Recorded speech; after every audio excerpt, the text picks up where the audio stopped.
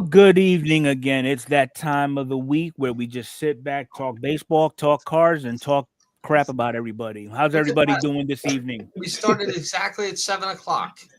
Look at this. We're on time. Finally got it right.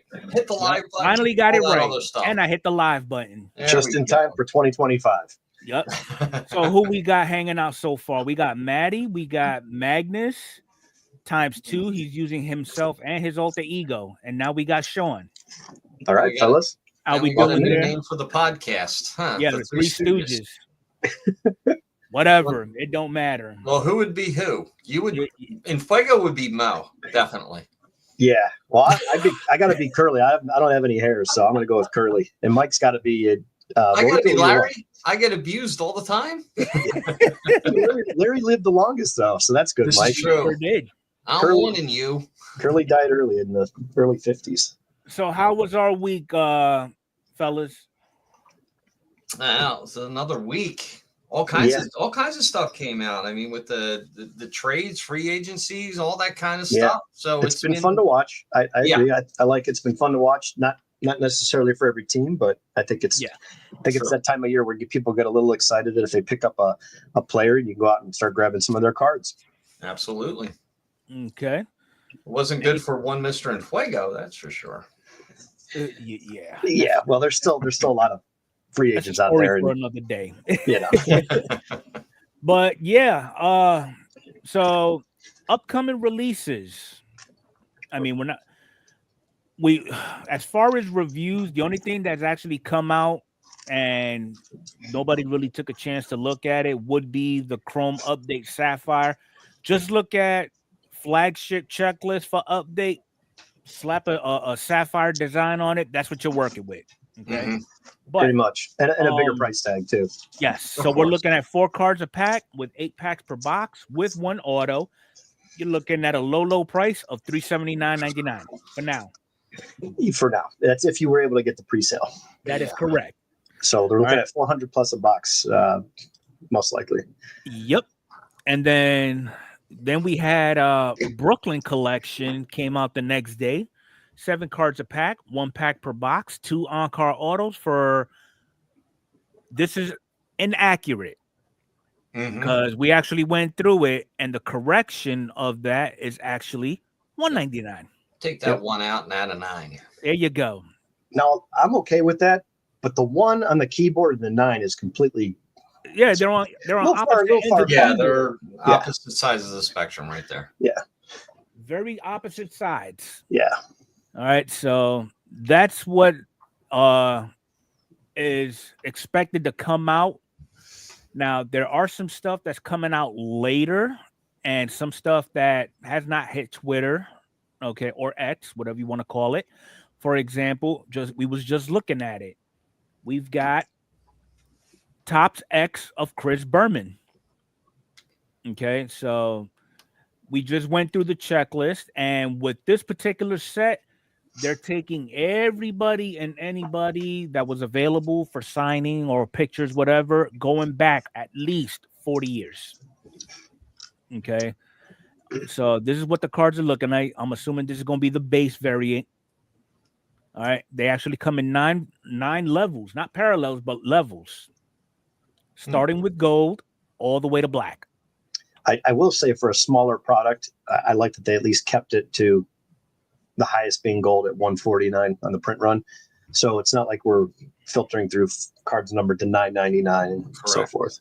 So anybody know what's going on with Don Bloomdahl's wife? No.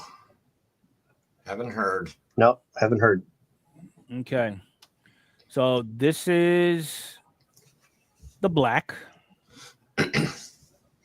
Shohei My Ohtani.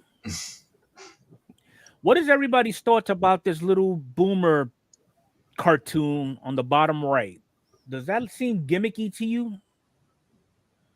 How about this right here? Definitely de la Caribbean Cruise.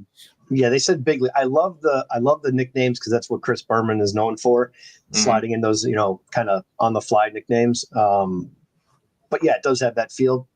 Now, but again, I do have an eye for attention to detail.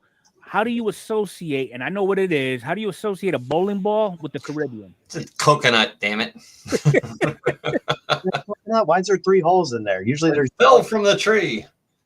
All right, then we have actually a checklist. Oh, nice. That's cool. Okay, not Is bad. that Thurman? That's Thurman Thomas behind him there, I believe. Yes, he Number is. 34. Yeah. And then, if I'm not mistaken, that's possibly Bruce Smith, maybe. Probably 84. No, that'd be an offense. Yeah, that'd be a receiver. That would be. Oh no. Okay. Then you got the 79 Topps design. Get you an on-card auto of Chris Berman himself. Now, do we know if everything's on card in this release, or As because we haven't seen like an actual card photo? Those are just images from the set. Those are just images of what they want you to believe you might pull. Yeah. Well, at least they posted pictures of what you're expecting before you bought it, so that was kind of nice because a lot of times you don't get to see that. Mm-hmm. So, yeah, if you're interested in it, it's nice to see what the cards look like. So here's the odds for a base auto. You're looking at 1 in every 12 packs. So roughly 1 in 2 boxes. Yeah. Yeah. Okay. And then as far as inserts, you get the Chris Berman short print, 1 in 393 packs. That's that checklist that you just showed. Uh-huh. The back gone. I don't know what's a CAD, but anyway, it's 1 in 10 packs. Then you got the Berman's Best, 1 in 10 packs. Berman's Illustrious Nicknames, 1 in 23.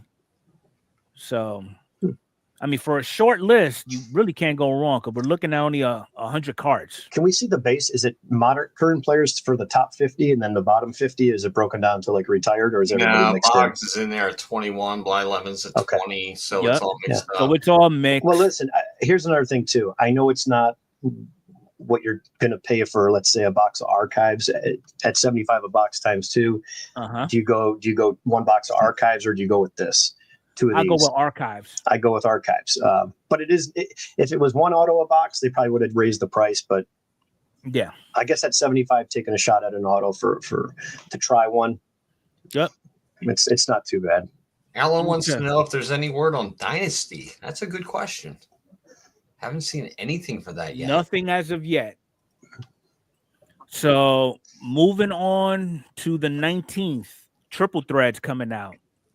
I'm sure everybody's excited for that. Yeah. Nice the day after, Panini Prism.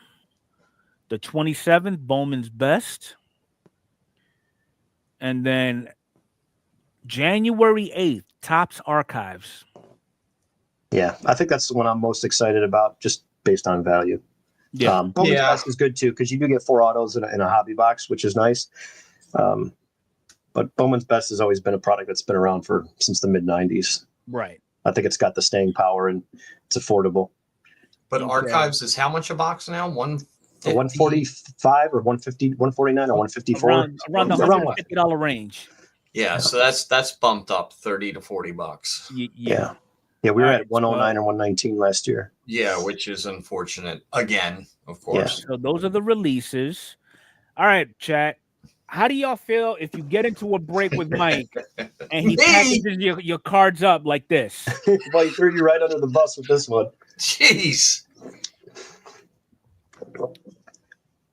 Now we're talking clean, unused diapers. Now, what's the thing that I said about a diaper? Do you know how much diapers cost? Yes. Yeah, so maybe this is actually tip your cap to this seller. Yeah, I mean, you spent some bucks on some diapers. Dom, I knew it. Yeah, they're nuts. So yeah, I mean, if you happen to have a newborn and you just ran out of diapers, at least you inherited one. You got one diaper. Yeah, this is in the emergency pile. This I would definitely be in the event of. No comment. All right, so we all know about Juan Soto being signed with the Mets. He signed a $765 million deal going out till he's about 64. Okay. So basically, according to a couple of MLB analysts, he actually has the option of getting out earlier than expected. But now with that, as it says here, he can opt out after the 5th year, which is the 2029 season, or he could receive a $4 million pay raise per season from $51 million all the way up to $55 million for the remainder of the contract. Now, when we had our little meeting on Wednesday, Mike was under the impression, and I kind of am leaning that way also. I don't foresee him riding out 15 years with the Metropolitans.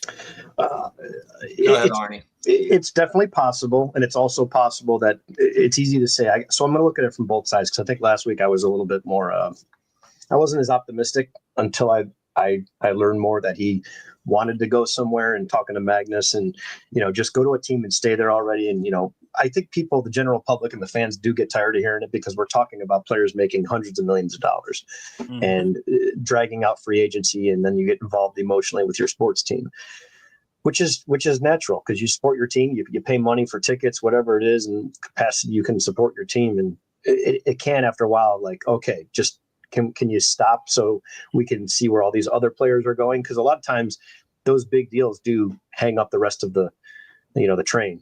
They really do. They do. And I think that's where, okay, now that that's over, let's look at this differently. We could talk about all the big guys, the Albert Pujols, great legendary player, one of the best we'll ever see, Miggy, all that. But those contracts never help a team. In any way, it's just no possible way. Could he be hitting like that into his, late 30s and 40s? Yes, it's possible. But let's be realistic. No contract has shown that has worked out in the late years. No, I don't think any. I mean, you can't name a player. I don't think it exists. From A-Rod's biggest first deal all the way to the current deal, which is Miggy that just finally retired. He could have easily been training still. You could stop. You can lose some weight. You can do this or that and still be, I got to get to first base. He jogs to first base on a double, and then here comes a pinch runner. That's not helping your team. They kept him in there just to get the 500 home runs. Let's be honest. What do you have, 502, 503? They literally would have had him out there for 5 more years just to get the 500 as a thank you. But the last 3 or 4 years for him and Albert were bad. So for those contracts, and just to piggyback, like Pujols, Miggy, A-Rod, all those guys, hell, even Stanton. Well, even guys that are playing great now, Harper, all those guys, Manny. Right. You don't know. But that their performance is going south when they get pulled from their position, and now they're a full-time DH. Yes, that's one underlying factor. But listen, I'm okay with that as long as you can put the ball over the fence. But when you can't even do that, that's where I think you're really hurting the team, because if every team is rebuilding in trends of 5 to 7 years, right? That's roughly the math where they're selling off players and stripping down veterans and getting rid of players to bring up prospects and go cheap and then rebuild. Let's just say it's a 7 to 10 year period, not even 5 to 7. You're still hurting your team with one deal like that. Like, I just find it amazing how these owners, when they're negotiating these contracts, they come up with ridiculous lengths in the contract. Yeah. I think it should be 75 million and then 30, then 20. Like, tear it down as it gets older. Like 8 to 10 year, I expect 8 to 10. 12 to 14. Okay, now you're pushing it. Yeah. 15 and up. What are you smoking? So now here's another devil's advocate, though. Here's the other side of me, which I didn't think of last week, where I was talking to Magnus about it and chatting. The flip side is if I'm a Mets fan, or let's just say he's with Cleveland, I'm ecstatic. I hear 15 years. When I hear J-Ram signed or any of these players that I do like, I go, man, this is great. We love it as fans. But then you have to be realistic. Like, okay, we're happy now, but we know damn well in 15 years he's not putting up 35 home runs and running the bases and stealing and doubles and triples. You know what I mean? It's not accurate. So I think we get lost in that. I mean, but Mike, how would you feel if they threw Bryce Harper a 15-year contract at his current age now? No. No, it's not going to happen. He's already in his 30s. The way I'm looking at that with the Soto deal, and the reason I said that after 2029 he's not going to be with the Mets is because this is what it is. He's getting paid $51 million a year.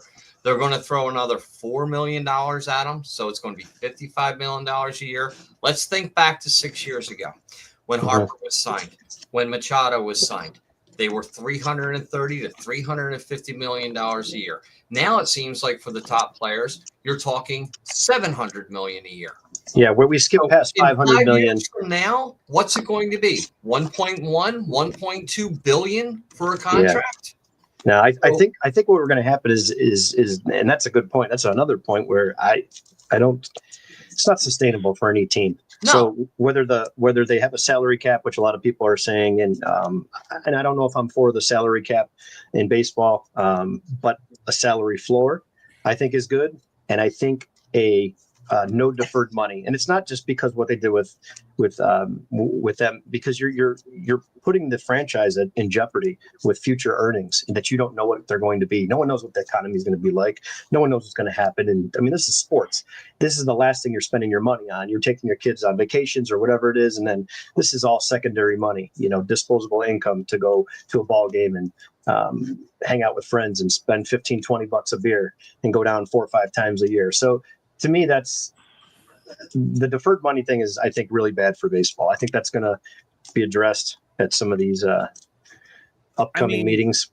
Dom's point is Soto was just 26. Okay. No, I don't think age is the issue. Yeah, I don't think age is just the issue.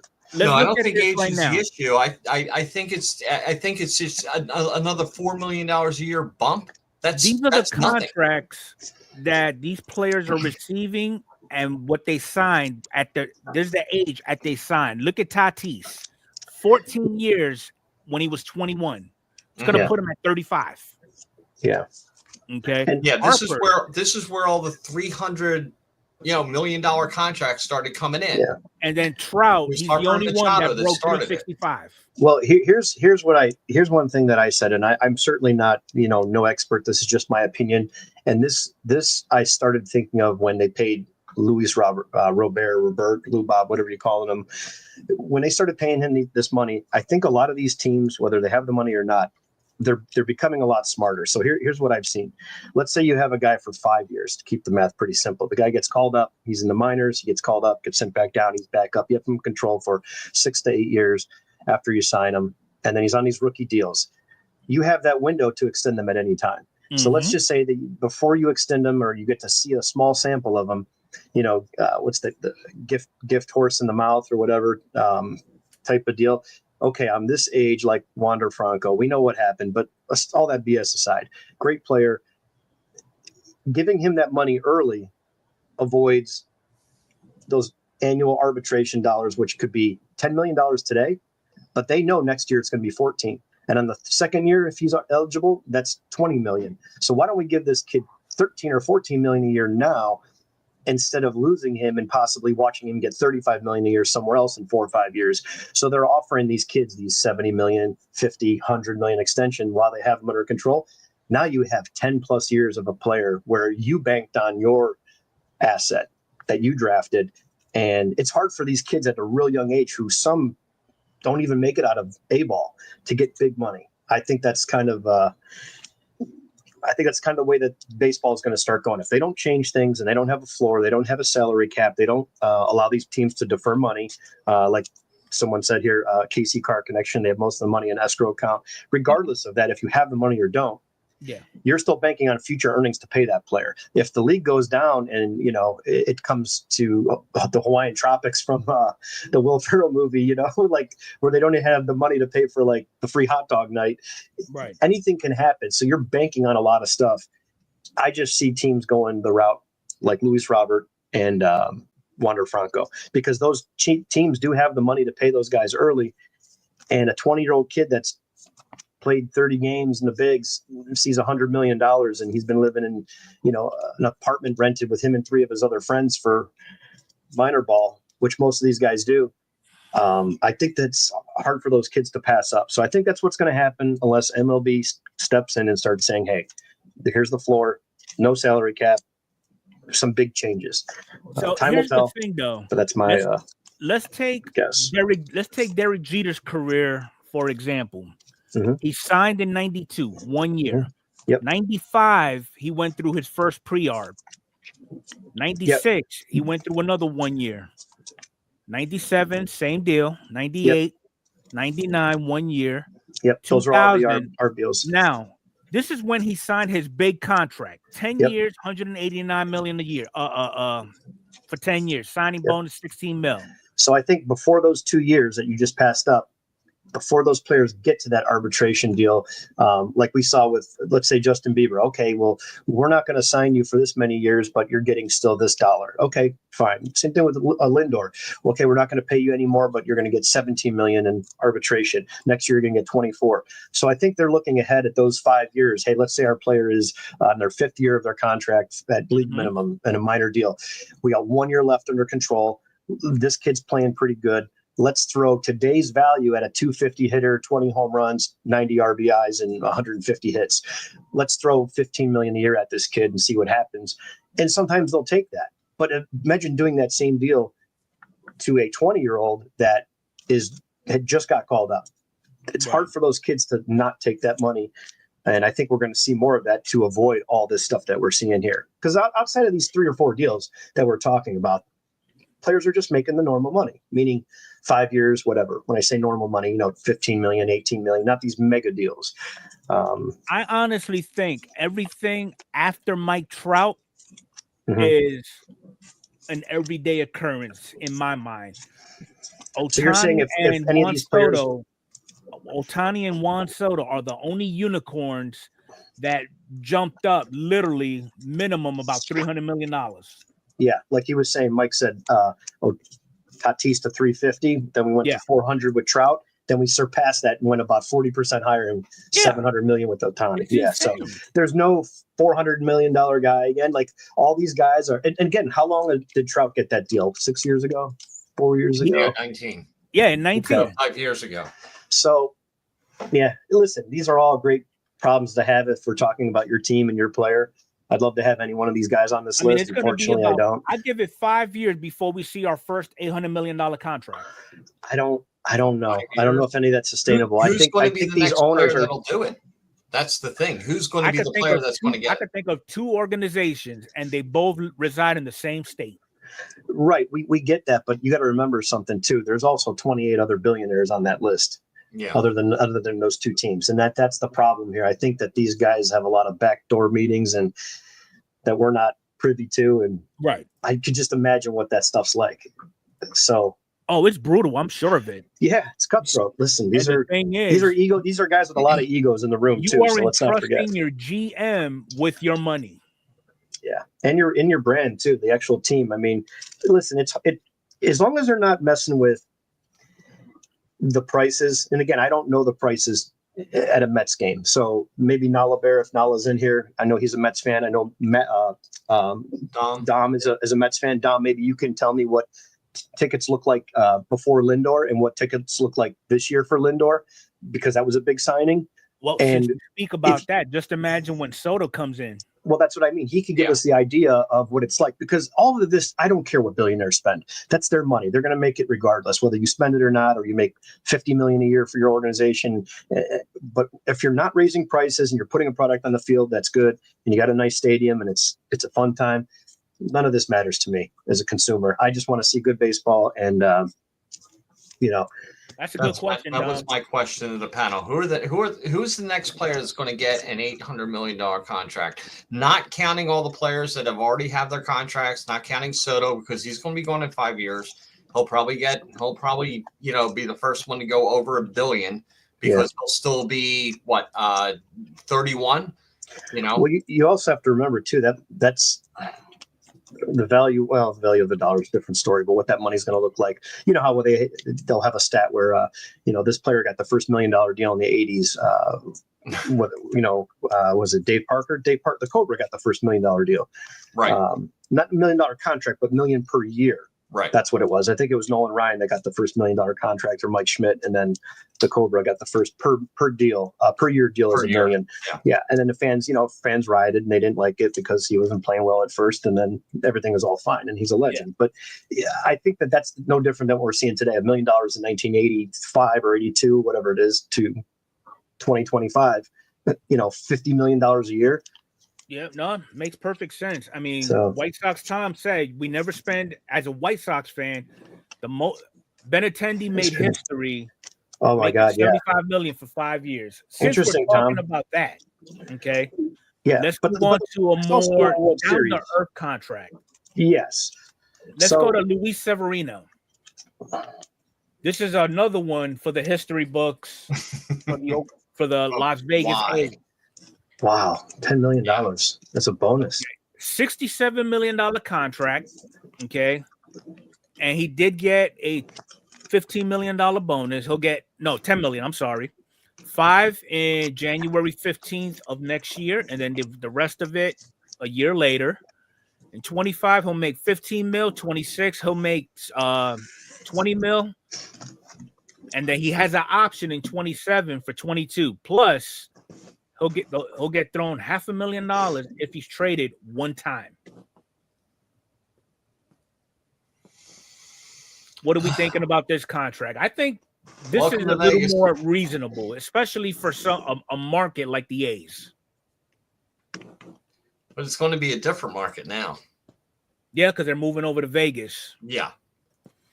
Yeah. So they're going to try to get some kind of players in there that people actually know. Even though I do like the A's, they just keep pulling players up and they just keep playing. And unfortunately, they don't hold on to them. They trade them left and right. I mean, look at, you have Matt Chapman, you got Matt Olson. You got players coming up now. Lawrence Butler. Yeah, Lawrence Butler. Yeah. They got rid of Luzardo. They got rid of AJ Puck and Luzardo. Those were 2 top round picks. Pitchers. And I know Puck got hurt as well, but Luzardo was good. And then Sean they traded Murphy him and got hurt later. Yeah. Good point, Larkin. If Dom can chime in and kind of give an idea of what a comparable ticket was pre-Lindor and then current. So tickets were already open to purchase by the Mets. Not much of a difference for a single game ticket, but I rarely buy tickets ahead of time, maybe once or twice a season out of the 6 games. I've never seen anybody who could stutter and tight. Okay, well, that's good. I like that, though. That's fine with me. Spend all the money you want. Love you, Dom. That's great. But, yeah, as long as the product's good and the team's out there and you're signing players and the tickets aren't going up drastically, it doesn't affect us at all. Okay, so Nikki poses the question: could Ellie be the next big contract in 3 to 4 years? I can think of 3 players, but one signed for a long time. Okay. My 3 players, well, actually, I could think of 4. Somehow the Yankees or the Mets are going to pull Julio away from the Mariners. Okay. He could be one of the guys. Quit Gunnar smiling. Henderson, if he has another big year like he did, he's going to be one of those guys. But it's not going to be with the Orioles. It's going to be with another team. It's going to be with a team with money. Ellie's another one. And the only other one that I could think of right now would be Bobby Witt. But Bobby Witt just signed a contract with the Royals. Yeah, I think Bobby's there to stay, which is great. Bobby's there to stay, and they got a great price for him. I mean, a fantastic price. So, let me ask you this, devil's advocate, Mike. Can they do the same with Gunnar? Can they do the same deal with Gunnar and say, look, we like what we see. Here's a bunch of cash. So on the level of the 20-year-olds versus a 23-year-old that's mature and had MVP votes and Rookie of the Year, will he take $250 million instead of $400 or $500 somewhere else? Could you offer him that? And again, it's going to be $70 million for this kid that's never played before, or $40 million or $100. And then you have a guy that's played for 2 or 3 years. Here's $250 million to $300.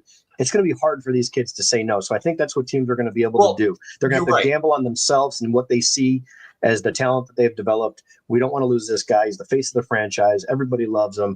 Let's just give this guy a bunch of money. But you can't wait till the final year of a 5-year deal, like they did with Lindor, where, we offered him $250 million, but he took $350. Listen, I don't care what we offered until I see that in writing where there was something factual about that. Like the Yankees offered Soto this and that. To me, that's all noise from reporters, and they need something to write about. Exactly. He went here. This is the price. Indians never paid anybody that kind of money, like Tom said, with the White Sox. They've never paid anybody this big money. Why did I think that the Indians were going to give Lindor that money? I think it depends on the organization. Do you believe in the organization? Yeah. Are they going to build around you? Or if you're in the playoff hunt. I mean, the Indians were in playoff hunts every single time. So we stuck with Lindor to the very last year, and everyone said, oh, well, you should have traded him last year because you would have got more. Yeah, but last year we were really good, and we're really good this year too. So we needed him. And you can't look at it like that. Could have been the difference this year. It could have been. I mean, you're both making good points right now. You offer contracts to those that you feel that you could build a team around. But what about those that you really can't build a team around? Like, let's just say, for the sake of argument, they offer Jason Dominguez that big contract. Yeah, let's say they offer him $150 million tomorrow. They see, spring training. Let's say it's April, and they've seen 6 weeks of him playing really well, and they moved on from Verdugo and all these other guys in the outfield. They've got a spot for him. He's going to be their full-time guy.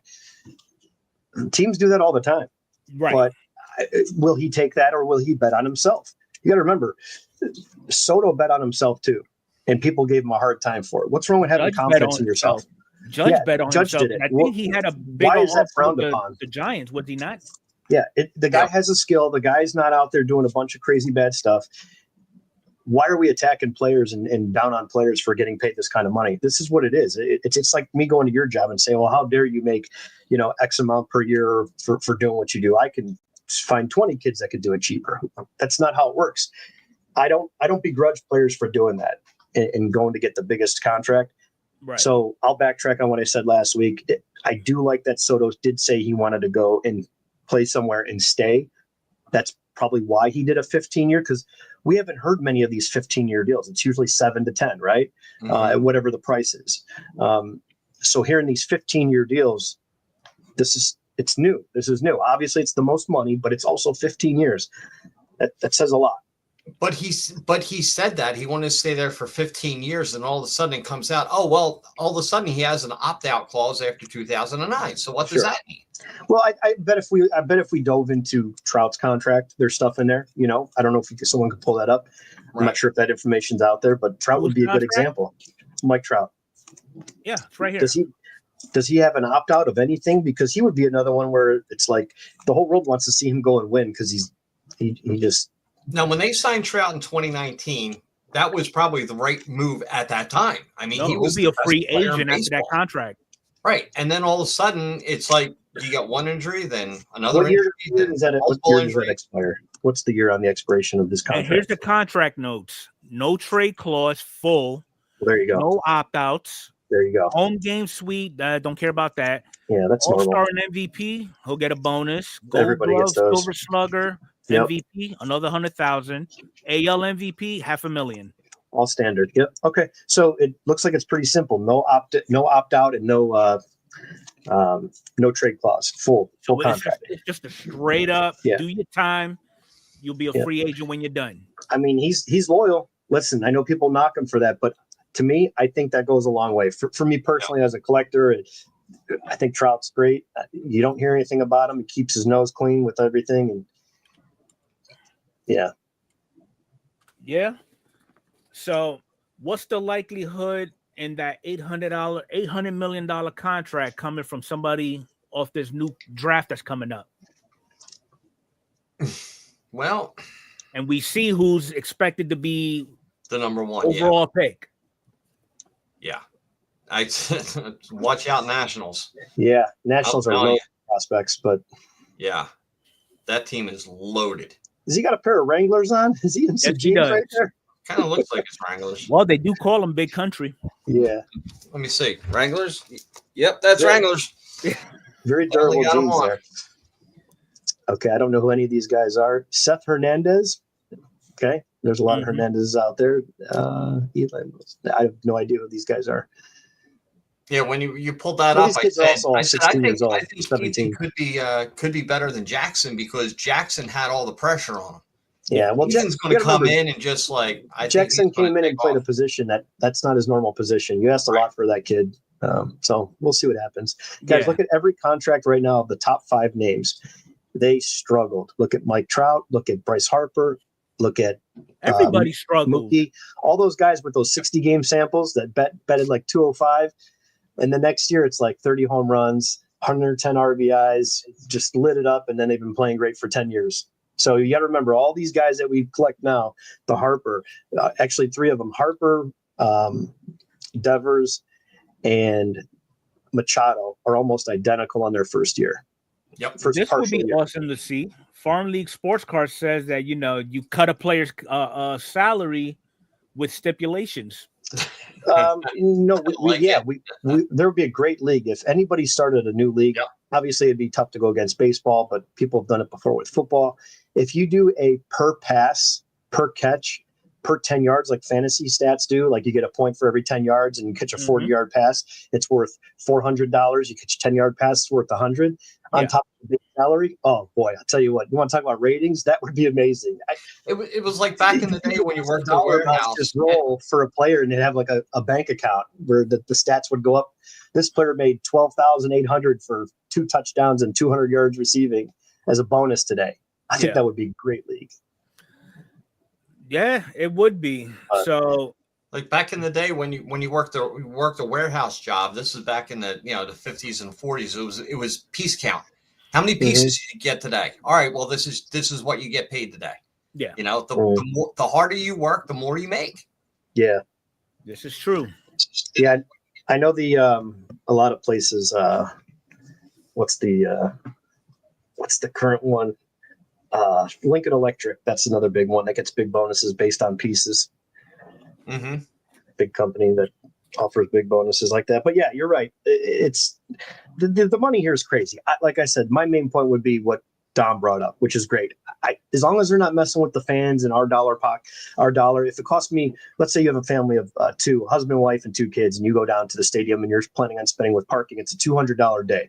Your food, your drinks, all that stuff. If that jumps to $400, then this is a different conversation. Right. But right now, it's great. If your team's spending money, good for you. Enjoy it, because there's a lot of teams out here that have squat for money, and there's a lot of teams that have money and don't spend it as well. So. It makes perfect sense. But it is, I love the part that people are going to buy. Like if the Indians sign someone tomorrow or Friday, Monday, whatever, I'm going out to buy those cards. Now, I'm waiting for most of them to be in the Indians uniform, but I am going to go out and pick up some rookies or go through my boxes that I never would look through. And that part is fun to me about collecting, where I can go into those boxes and go, oh, crap, I've got an auto numbered to 25. This is like a $5 auto, but I didn't have to buy it because he sucks. But now he's on the Indians and I want it, right? So I collect the rookie cards, and then anything in the Indians uniform and everything in between, I don't have a use for it. So that's how I collect my players that have landed on the Indians. I don't know if anyone else does it, but it'd be interesting to hear if you guys are excited about some players that you can go buy now, even if it's a starting pitcher or a reliever or something, just to have in your PC because he's now on your team. So I love this part of the year. I agree. I mean, especially – going into the whole collecting thing now, I'm looking forward now to actually start sending some more of my A-Rod die cuts to get graded. And the reason why I'm looking forward to doing it, because at one point I was scared to get them sent up and get blasted with like a PSA 2 or a 3 just for an attempt. But at least now, PSA's talking about making custom fit slabs for those die cuts. So, I mean, whoever's in the chat that sends out cards to get graded, how many times have y'all hesitated to send in a die cut for whatever reason? I don't send, so yeah, but it's okay to have an opinion on it if you don't send. I think it's great because there is a couple cards, 1994 Flair, the Hot Gloves. I think we all love that set because how awesome it was compared to, the box within the little boxes. And we've opened some up on each other's channels and breaks and stuff. But that Hot Glove is such an awesome card. Similar to the one that's purchased here. It's very similar to that.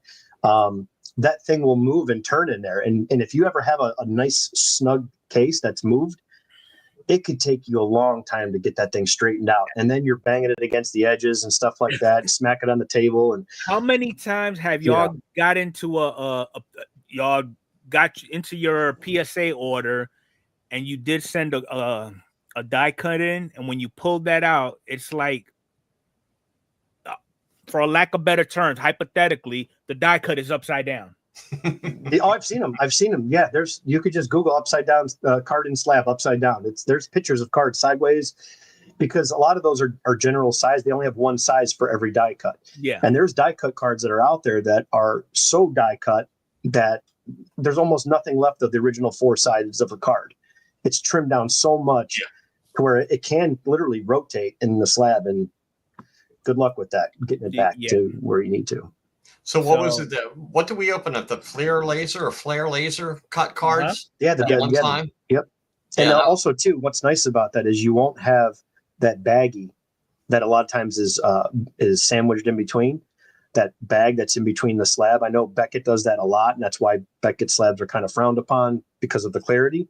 They're real thick, they're bulky, and they have that bag in between the slab. So you're taking away from the card. One thing I said about PSA and other grading companies, PSA though, you get a card, I see flaws that I missed better when they're in the slab. A brand new fresh slab from PSA, to me, it amplifies the card. It makes it look better, and it also says, oh, I see why I got this. I see that there. I look at them and I think I could see the card better in that case for some reason. But the ones that do have the baggies, like some old vintage stuff that I have, like some early Bowmans that are smaller, I get them and I'm like, oh God, I don't like this baggie in here. And maybe the die cut can solve that for those. Yeah, so now we could start sending in our Topps holiday ornaments. Yeah, you know what? I bet you could. The ones that are small enough, like the ones in this release that have the small stocking and the those Christmas balls, the small ones that come in the pack. small balls, like the small red ones. Oh, man. I agree with you, Dom. Dom, you're funny. So I'm not the grader here. Something unfortunate happened to a breaker in the hobby. And the reason why I say it's unfortunate is because the breaker happened to have at one point donned the same uniform that I did for 22 years. So a breaker who happened to be a veteran was suspended from Fanatics Live app and had their Topps Direct account closed for being critical of David Adams' Lou Gehrig bounty, conducting a 577 spot break for the 8-card Mercury product. That's probably something not baseball related. And very critical of Fanatics' lack of acknowledgement of Veterans Day. Yeah, so what happened there, the middle one's pretty easy to address. What they're trying to avoid is, hey, we're going to sell 100 spots, but only this many people are going to win. So if you're going to do a filler and there's $200 in 2 teams, and this team's 100, this team's 100, it's okay to do a filler, but you need to take however many spots you do and add those 2 teams that are already posted for sale. So let's say you have a team for the Pirates is 200 and another team is 200. You have $400. You want to do 10 spots? The filler should be $40 at 10. That's it. So what they're doing is they're taking this low count product, selling a massive pool of spots to inflate the price of the release price, which is probably frowned upon because they're under Topps's, terms. That's the big no right there. And a lot of people are tired of that. The other stuff, I have no idea. I understand the logic mathematically with that particular product, but why are you, how I'm looking at it is you're censoring this individual's opinion about another. I'm with you 100% with censorship. That's why I don't do certain things and I don't take certain things and I do things a little differently. Let's just leave it at that. I'm with you 100% in support of that. But when you work for them on their platform, you have to follow those rules. But when he goes to his own platform, he could do whatever he wants. But now, what's wrong with that breaker who, was doing something bigger than himself, just simply stating it would be nice for my employer, for a lack of better terms, to acknowledge us one day out of the year. I'm with you 100% on that. So what I think happened here is these are 3 bullet points, right? There's Mhm. more to those 3. Now, whether it includes all 3 are the reason, or they gave those reasons, or whether the bottom one that we're talking about now, I agree with you. You should be able to say whatever the hell you want. Unfortunately, it's just not the way it is. It's no. This is as bad as a teacher getting suspended because they found a Facebook photo of the teacher in a bikini with a Bud Light at their uncle's picnic at their pool party that they go to once a month in the summertime. Like they're too involved with people's personal lives. But again, this goes with my employer, that story. My employer, you got to follow the rules. Well, this is how we do things here. I mean, you can't go to McDonald's and wear your jeans and a hooded sweatshirt. No, you have to put on the McDonald's uniform. You got to wear those pants. You have to wear those shoes. You want to be a police officer. That's a give me. I got that. But now Farm League, he comes up with it's their platform is the key. Yeah. Respectfully so, yes. But just because I work for you does not allow you to dictate what I can or cannot say that is opinionated. That's the thing they can, though. And that's why working for somebody sucks a lot of times. We see this all the time. Hey, this guy, those road rage videos, I watched one not too long ago. A guy was like flipping someone off and he was drunk and it looked like his wife was driving. They tracked this guy down and got him fired from UPS. Like, okay, big deal. He's a guy that's able-bodied. He can go out and get another job. But people, that's the world we live in. It's very frustrating. It sucks that we can't say that. And that's why I stayed off YouTube for so many years, because I don't want to fall in line with stuff like that. I don't want you to pay me money and not be truthful about something. If he's critical about a product, I think that's a little bit different. But again, these are bullet points. We don't know the whole story. Would it be nice to see the whole story and watch the video? I think I'd love to see that, because then I can say, all right, I agree with everything, but you went a little too far over here. Right. But these are your rules, not mine. So now, if there I'm was with a link. 100%. There was a link associated with this tweet that leads you to the Instagram, but it probably got taken down. The breaker actually took that video down. Yeah, he was probably asked to take it down, cease and desist, sent over from the company. Your employment, you're terminated. Non-compete. Those guys sign a bunch of crap. I mean, I've had 2 different guys at shops want me to, hey, you come in and do breaks and blah, blah, blah. I just need someone I can trust and you know what you're doing and you know the cards and the product. And I'm like, well, yeah, but I don't want to break basketball and football. I don't want to do this. Yeah. I just don't want to. I don't want to be involved in it. That's me, because I'm with you, Enfuego. I'd love to be able to say how I really feel and not be censored. But if you don't like my opinion, then just change the channel. And there goes Dom. He makes a valid point. Social media, there's usually a free speech or personal conduct clause. Yeah. But there's also you're also not going to be able to. I know the guidelines of breaking a product. They set prices for those guys. You just can't go in there and break boom and draft $1,000 a box and sell a break because you have a bunch of dumb customers, and the next guy's breaking it at 700 value for 30 teams. That there's some guidelines to that. So I get the middle one, the bottom one, and the top one on that. In my opinion, I could see him getting removed. I would be okay with him being removed from that platform. I wouldn't even then just running those type of breaks. What about a warning? Don't do that again. Yeah, even a warning. Don't do that again. We're going to have to take. Just chill out a little bit. Yeah, chill out a little bit. Take the conversation a little different direction. I know you don't want us to do that. You want to be vocal, but this is how we do things here, and we'd love to have you on. That's the way to have a sensible conversation with somebody, but that doesn't exist today. You're fired and deal with it. But telling somebody what they can or cannot say about another party or individual, or let alone something they support, take like the military to say, you know what, he's right. Because if it wasn't for those guys who sacrificed, we wouldn't have what we have today. Yeah, people are too. I mean, me personally, I'm very prideful of what I've done for 22 years. Am I going to be the one going out there and advertising it? Thank me for my service. No, I'm not going to do that. No. Maybe he's displaying a different level type of pride, and it's okay. That's completely he earned. I think all those are good, valid points, and I'm sure Mike's got something similar to say. Is I'm with you. You don't want to get me started on my soapbox. I'm with you 1,000% in Fuego. I'm 100% on your side. I just see exactly what happened here. And without knowing like a full story or seeing the video that someone reposted, because I'm sure someone grabbed the video and then can repost it. That stuff's not gone forever. But on his channel, it was probably required for him to take the post down because of the contract he signed with Fanatics or whoever the company is, whoever your employer is. When you sign up that employment agreement, there's the fine print, and and sometimes it's not even that in depth. It's here's our guidelines. We change them often.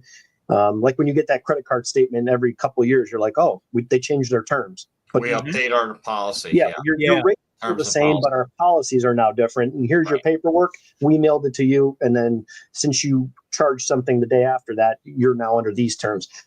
It's all red tape BS. Yeah, you have to read 3 pages, double-sided, and all small print, and you basically look at it and just throw it away. That's why it's good to just enjoy the hobby, man, and find another way to have some fun with this crap, because this is all rented, man. We're only here for so long, and it sucks that people lose their jobs. And there's good people out there in this hobby that literally break cards 7 days a week, man. They're doing this full time. This is their career, their job, their family's table. Exactly. And it's no different than any other job and story that I mentioned before, where a teacher loses their job for something so stupid of enjoying their day off.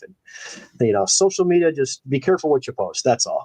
Hopefully it works out for this gentleman, But if more comes on it, my thoughts on that is basically, okay, he signed some kind of contract to be able to do this and to promote that. And he said a few things. And my first thing with Veterans Day is that, and we talked about this, there's a lot of Cardmunity members that served our countries. I think every veteran should have that day off. Flat out, simple. That's your day.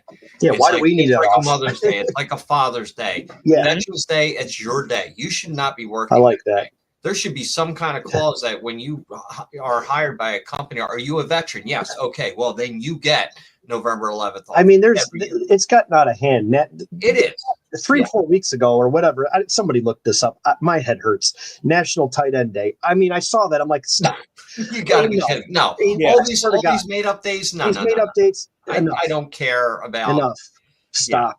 Yeah. Enough is enough. I mean, it's a national holiday, and all veterans should have. You don't like it? That's fine. Just like the 4th of July, all businesses should be closed. It's the one day where this country should just shut down. And we should just appreciate what we have.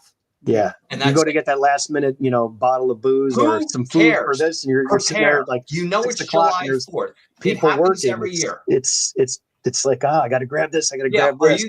Are you that guy on Christmas Eve looking for that Christmas tree because you forgot to get one? It comes every year on December 25th. You should know that by now. It's the same thing, Mike. All the news is garbage. It's poison. There's nothing but trash on there. Well, I only watch it for the weather. Really? You've been here for 40 years. It's cold as hell in Ohio in January. you look outside. That's what you do here. But it's kind of the passive way to say, like, oh, well, it's a reasoning. You're making up an excuse, and that's kind of what Dom's got a question for you there, Arnie. Yeah. Dom, text me, Dom. Please text me. So, okay, on a brighter side of the hobby, we know that a certain grading company has not made their presence known in quite some time. Okay. But they literally just took back the social media not too long ago and letting us know that we're coming back. I'll be right back, guys. You're fine, Mike. Go ahead. All right. So, and they wrote it in here. We know we have been silent online throughout this entire process and have done our best in trying to reach out to everyone who has emailed in on card grade verification, so on and so forth. Just know they are coming back, and I'm assuming they took this time off to make operations better. Whatever that means, they're looking to prosper with whatever changes they made. And I know that there's a large volume of individuals who are in the hobby that appreciate HGA slab cards. Yeah, the custom slab, the first horizontal slab that we've ever seen. Yes. I mean, listen, are some cards they grade a 9 that look like a 10 or look like an 8? It's a 9. We could say that about everything, right? Let's move past that. But if this is what you like, great. Use them and enjoy it. Enjoy your collection. If you're mad about the cards you get and the grades you get and the resale value, and you're mad about that or X, Y, and Z or something else, then that's on you. That's not on the hobby. That's not on PSA. That's not in the people that like SGC. That's not on CGC or whatever company you're talking about. Any of those three-letter damn grading companies. Yeah, that just, you got to make that change and stop running to the internet all the time to vent about something that's avoidable by you just simply clicking on a different site and sending your cards elsewhere. But I love the competition, whether it eats up, 1% of the market share or a third of a percent, and it's minute and they're too small to even pay attention to. That's great because they're going to take a lot of business from different customers. But when you get big is when people like PSA acknowledges them. Walmart got so big, they didn't need to buy out small hardware stores. They just put them in the neighborhoods and then they crush them with competition, whether it's this type of store, Home Depot, it doesn't matter. Okay. This is a little different. PSA will just wait for you to get big enough and then they'll just acquire you. That's how things go. But I'm glad to see them back. I didn't know they left because I don't pay attention to them. I don't grade with them. Yeah. But I do love the custom slabs. The fact that they do that, I would hate for PSA to start doing that. I like that they keep it simple. Same thing with SGC is people don't like their bulky labels, the chunky letters and the numbers, make it smaller and make the wording bigger, all that. But just leave it alone. I mean, me personally, I have a very discreet fetish for tag slabs. Should we call it fetish? Can we use a different word here? Mike's fat. So, I've heard that word before. Let's just say we've gone out to flea markets, we ripped a pack online, got into a break, whatever. Well, no, excluding a break. You go to a flea market, garage sale, anywhere outside of the breaking arena, you buy yourself some cardboard and you go back home and say, I'm going to go ahead and send this one in to go get graded. And I'm fully expecting a 10 out of it. Now, when you get that order back, okay, and you're going through it, this happens. What do you think, chat? How many of you in the chat right now in your collecting career has been burned by buying something that was not legit? I say it's your own damn fault. Well, I'm with Mike. I got nothing else to say. If it's too good to be true, it's not good. Well, here's the thing with that, with what Mike said about too good to be true. A lot of that comes with price sometimes, and we get excited. But there's a good chance he paid good money for this, right? Let's say his autos were going for X, $500, and then you can get a auto at this price that's not top certified. It's on a paper card versus a chrome card, and it's worth $150, and he bought it for $100. So as soon as I see that, I would ask, okay, the fact that he maybe has, and again, maybe he had a stack of them, I don't know, but most guys that have those cards of players of this caliber right now have a documented signing. You have documentation of that signing session. You have 50 to 100 cards. Most of these guys that have these raw cards, listen, he could have gotten this card in person at a game, and or at ETM. There's many, many ways. The fact that the opinion of this day is, and I can't see the whole card. So a lot of times when people post stuff like this, I'm going to stay away. I'm not going to waste my time on it. Number one, you don't have a second photo of the autograph. So we don't have anything to compare it to. Because if we see that card and then we hear a backstory, well, here's me with a photo. I couldn't submit this to PSA. I don't know how to do it. I've never done it before. But I have a photo of me or my girlfriend sitting here, or my wife is videotaping me at the fence and he's signing this card. And maybe he's signing it a little differently and he's on the run and I was last in line and he had to go really quick. Whatever. There's all these things we can talk about. But when a guy posts that and covers up that autograph, it tells me he doesn't want to get roasted in the comments to say, dude, have you ever looked on eBay? That looks nothing like it. I could have told you that was fake and they would have just destroyed him. So I don't know what that card looks like unless Enfuego can see a different post where someone said, post the card outside of that sleeve, and then he posted it. So if you want to look through the comments, maybe this is no different than that guy with the Fanatics account and making the comment about veterans and stuff. Without knowing the full context, it's just I got nothing on this one.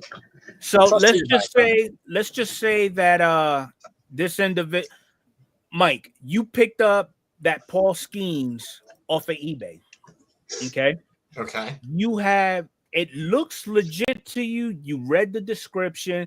In your mind, everything seems legit. Okay. Now, let's just say you happen to be very fluent in card grading. For those of you who are not into the grading or are skeptical about a auction that is currently on eBay, or primarily eBay, because all those other auction houses like Golden, Heritage, REA, you could almost guarantee that they're pretty much authentic. PSA actually has a service where you could actually have them look at the offer before you place your bid. Wow, that's really nice. Yeah. Okay. You fill out all this information here, and the cost, if I'm not mistaken, is as low as $10. Mm-hmm. And those prices are posted on PSA site. Another thing, I believe all the autographs and coins are in Jersey. As far as those don't go to California, the autographed items. So what I'm going to do is I'm going to take that link and I'm going to post it in the chat.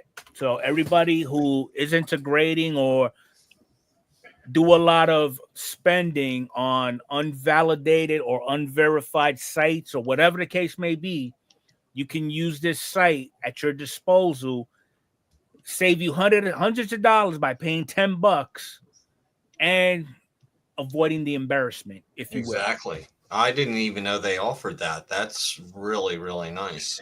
And here's another thing too. The one thing you touched on with the auction houses. So a lot of auction houses, if they sell ungraded stuff with lower end values in terms of autographs, maybe they'll have a lot of, let's say, Indians players from the 50s, and they're not real big names. Right. They will definitely put in there that this will be guaranteed to pass a third party authentication, or just send them back and they'll give you your money back that you won the auction for. So they stand behind their stuff that they post. Pretty much is what I'm saying. With any item, whether it's a bad slab or a photograph or a card that's autographed, doesn't matter. All those auction houses will have that in the description of the listing. Yeah, there's certain things on eBay. You know, if you see an autograph or you're looking at an autograph or something like that, which I don't buy autograph cards off of eBay, and the big flag there is it says no returns. When it says no returns, and you're like, okay, is this actually legit or not? Well, a lot of people do that now because they just don't want people getting cards and saying, oh, you told. Now there's the categories which are different. Like, let's say the highest one is near mint. So we don't have 8.5, 9, 9.5, and then 10 on a sliding scale. We don't have that when you're submitting a card. It's new, used, depending if it's a lot of cards or sets or a big bulk collection. It's new or used, and then there's 3 or 4 tiers. What they don't want, I think, is that middle ground where people say, well, you told me it was near mint, and near mint at this grading company is a 9. Over here, it's an 8 or an 8.5. I sent it off to grading and got a 7, but I don't know what you did with that card. So I think they're trying to eliminate those people getting a card and going, well, looks a little scratched up to me. I'm going to send that back and just keep hitting return until they get a nice gem one. That's it's like primarily with autographs. Sure. Those hard to reach autographs, you know. Yeah. I mean, okay, let's take, and I'm not speaking bad about him because he's already built his reputation. Let's take Adam from Adam's Car Closet. Okay. 90%, and I'm speaking very conservatively, of all the autographs that he has in his collection, I would comfortably say they are authentic and legit. With I know he's got some autos with COAs from reputable COAs like JSA, PSA, and I'm sure there's maybe 1 or 2 more that are out there. But I mean, 9 out of 10 times, if somebody is selling, let's just say, a piece of memorabilia like a jersey, okay, if they don't have a COA of a reputable company who authenticated it, that'll be your call if you're going to pull the trigger on it or not. Me personally, I'm going to do some homework on it. Yeah, here's another thing back to that photo when you posted it. I think knowing who you're buying from is what counts here. So I've, over the years, like most people, meeting you guys or anyone else that's in the chat right now or who we're going to meet tomorrow. It's all about the people you know in the hobby. And if something bad happens, we have this tendency to run to the internet. Yeah, it's a good conversation for us today, but the way that's supposed to be handled, put the card away. You have the proof. And when you go to the show next month, if it's a monthly show, it's local, just go handle your business. Now, if he does it the wrong way and goes about it the wrong way, then you can share all that information and then post it and then see if you can do it. But what are you posting that for? For what reason? Are you asking for help? Are you asking for our opinion? Are you asking for us what we would do next time? Well, first of all, it's know who you're buying from. Number two, if you're unsure about something and it's a dealer, get his business card, take a photo with the business card on top of his trade table or his display tables. Have the guy write you up a receipt. Don't have a receipt? Here's a pen and paper. Yeah. Just write me up something. If this is no good, can I get my money back? I don't even want my money. Just give me some credit to buy something else from your display. I like your cards and I'll see you next month or whatever it is. There's so many ways to go about this differently. And the running to the internet is usually just not the way to do things. There's more to this than what we're seeing, but it does bring up a good topic. Just be careful, man. Be careful what you're buying. You know what? We bring him up, and he shows up. Yeah, there it is. Just got home. Oh, I bet it's. Let's just see. Matter of fact, Adam, this question is directed towards you, sir.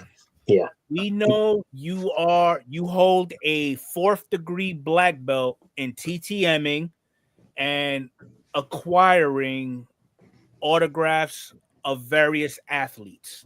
Okay. If you came across this particular card, and we can all tell just by looking at it, this is not something that was witnessed in front of a Topps representative. Okay. It looks like something that you would see either in the TTM or an in-person autograph at a game or whatnot. If those options did not apply and somebody had this card on their display for sale at what you would believe a deal of a lifetime, what would be your reaction towards it?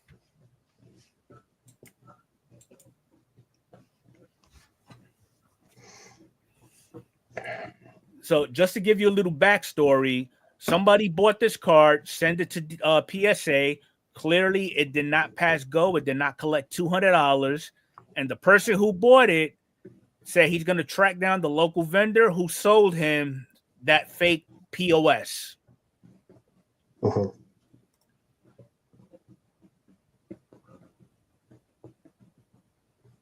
Okay, so according to Beast, he saw one on eBay right now with a questionable sticker.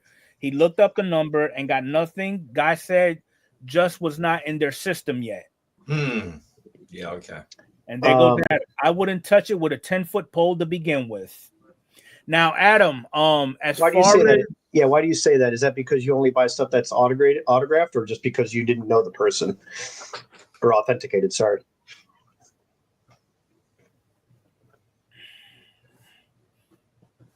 And he's got a lot of experience with the mail stuff and also going to the private shows. So, Adam, what I said earlier before you got on was, if I see a guy with that card and he's that top high end of a prospect and that popular right now, I would think he either has I got it from a game, or he went to a private signing and has some documentation of that private event.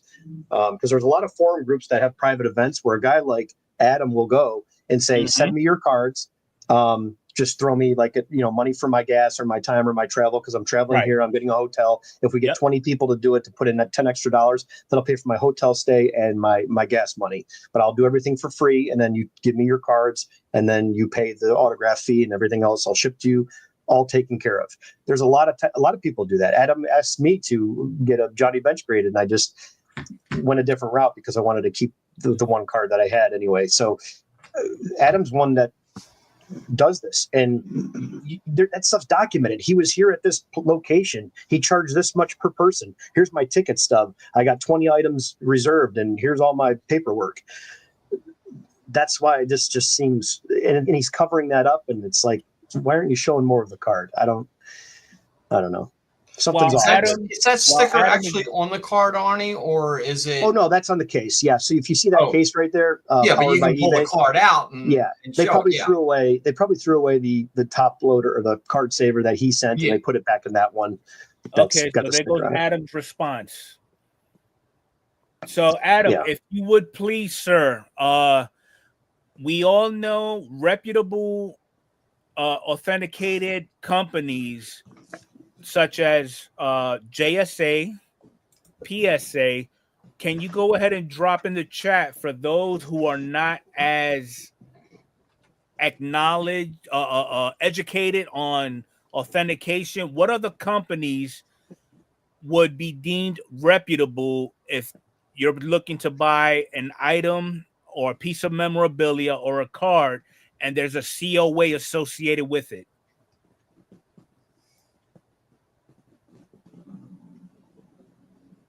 Maybe we could bring Adam on. Yeah. Yeah, that'd be great because I know Adam has a lot of experience He's that got he a could probably lot add of to that. knowledge in this area. That's why I said he has a 4th degree black belt in TTM. No doubt.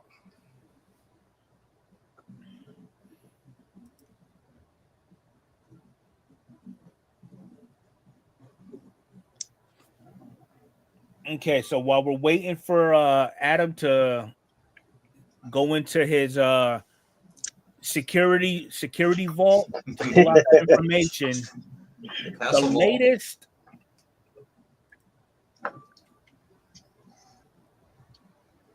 So, do you all believe the Willie Mae COA company say, "Hey, kid is good"? No, there's a lot of secretary signatures for that, or his wife. Okay. Yeah, that's kind of Just be cautious of any of that stuff.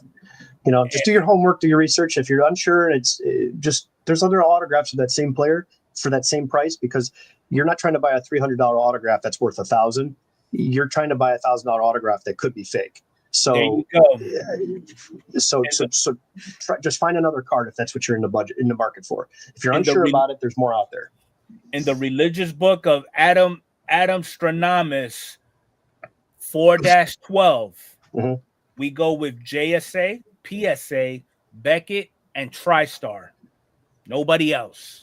Yeah, and all those guys, and especially TriStar, they have documents of their events. They have documents when they were there.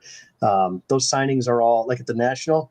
That's all well documented where those guys have been and when the date was and what you got signed that day. Okay. Steiner is another one. I do know they're reputable. And then Adam also included the Nolan Ryan Foundation. Yeah, there you go. Yeah, absolutely. The question is, did Golden ever get better with a COA company? Honestly, I never knew he had one. I would hope he did if he's running an auction house. I don't know. I don't know anything about that. Yeah, so I can only comment so much on just cards. I don't have anything else that's autographed unless I got it in person. Just so for those of you who go on the TTM prowl or you're going to flea markets, garage sales, whatever the case may be, take this information that one of our own actually provided, put it to good use. They won't steer you wrong. All right, so there was a trade that occurred this week that really puckered my asshole. Oh boy. Okay. And I mean, it's good and bad, but for sentimental favoritism, I'm against it. So the latest addition to the Yankee lineup, we done picked up Devin Williams. Yeah, he's great, man. Great player. Here's the issue that I'm having with it. We gave up Nasty Nestor to get him. He's not nasty. I got to put my foot down there, and you can beat me up all you want. He's not nasty. I'm about to time you out. How is he? That's his nickname, but it's and I think I said it last night when we were opening up cards, and we came across one. I just said, "Can you still have that nickname if you're not playing well or your numbers don't support a name like that?" Yes, I mean, nasty stuff as a pitcher. You got to have some nasty stuff, but okay. I don't know. Answer this then, Arnie. How many pitchers have you seen conduct themselves in the way that Nestor Cortez does? In terms Don't of worry, like, I'll wait. in terms of having nasty stuff, he didn't give himself that nickname, because to me nicknames have to be given. No. I'm not know. just talking about his pitching arsenal. I'm just talking about overall conducting themselves as a pitcher in the middle of a game. Like, how many people? Oh, I don't like that. I don't like all that leg movement. I mean, the guy, to me, balks every single third pitch. I don't like any of that stuff. And if he was on the Indians, I would hate it too. I do not like it.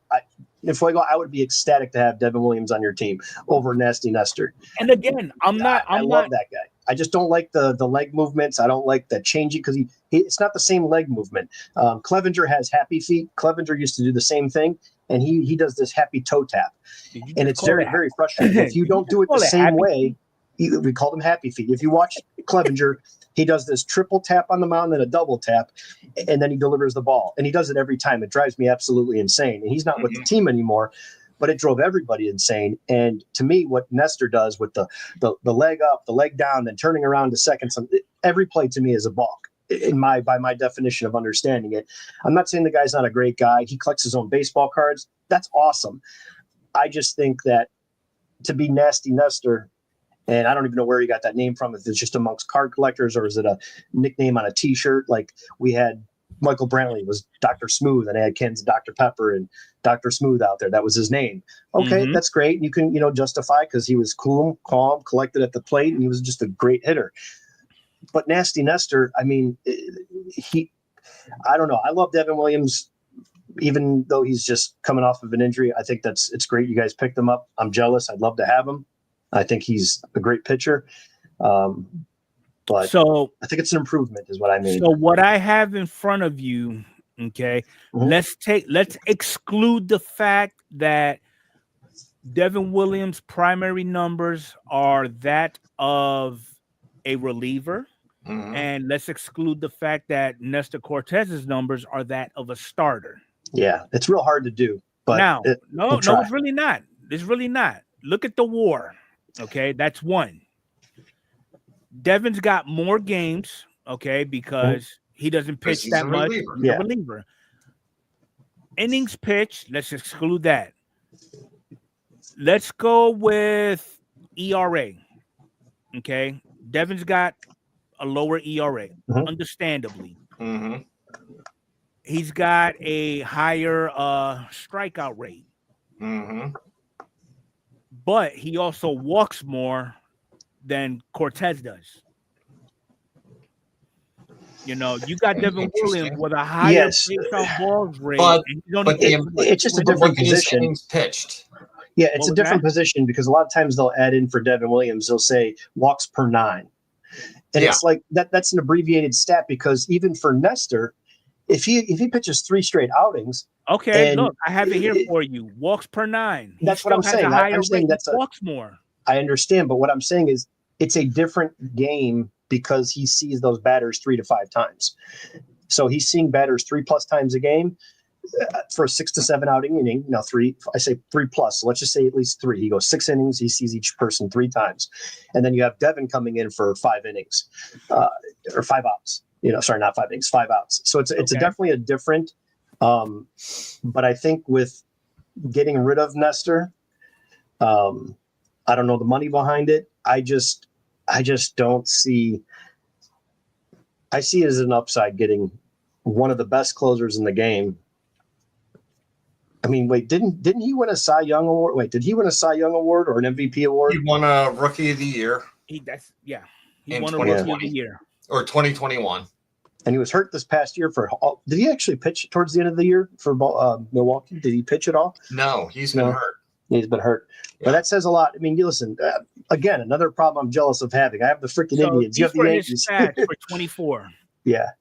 Did he actually pitch at all? 125 ERA. He 1 win, I'm sorry. Games, 22 he games. got 22 games under his belt, 14 saves, pitched 21.2 innings with 38 strikeouts. I guess to sum it up, to backtrack, I would love to have Devin Williams over Nestor Cortez any day of the week, because Nestor is not a 1-2 guy. He's a back end 3-4-5. Now, could he be a 3? Absolutely. He could pitch at a high level. We knocked Kikuchi, and he had a great year. And look at him now. He's a great player. He had a great year. So I think he's a 3-4-5 guy. I think more of a 4-5 in your rotation. So to get a number 1 closer for a 3-4-5 guy that you could develop anywhere and bring up and fill that void, I think that was a great trade by the Yankees. I think the Yankees, I don't know what else they got. I'm not against the trade, but now the Yankees did just come off of a World Series run.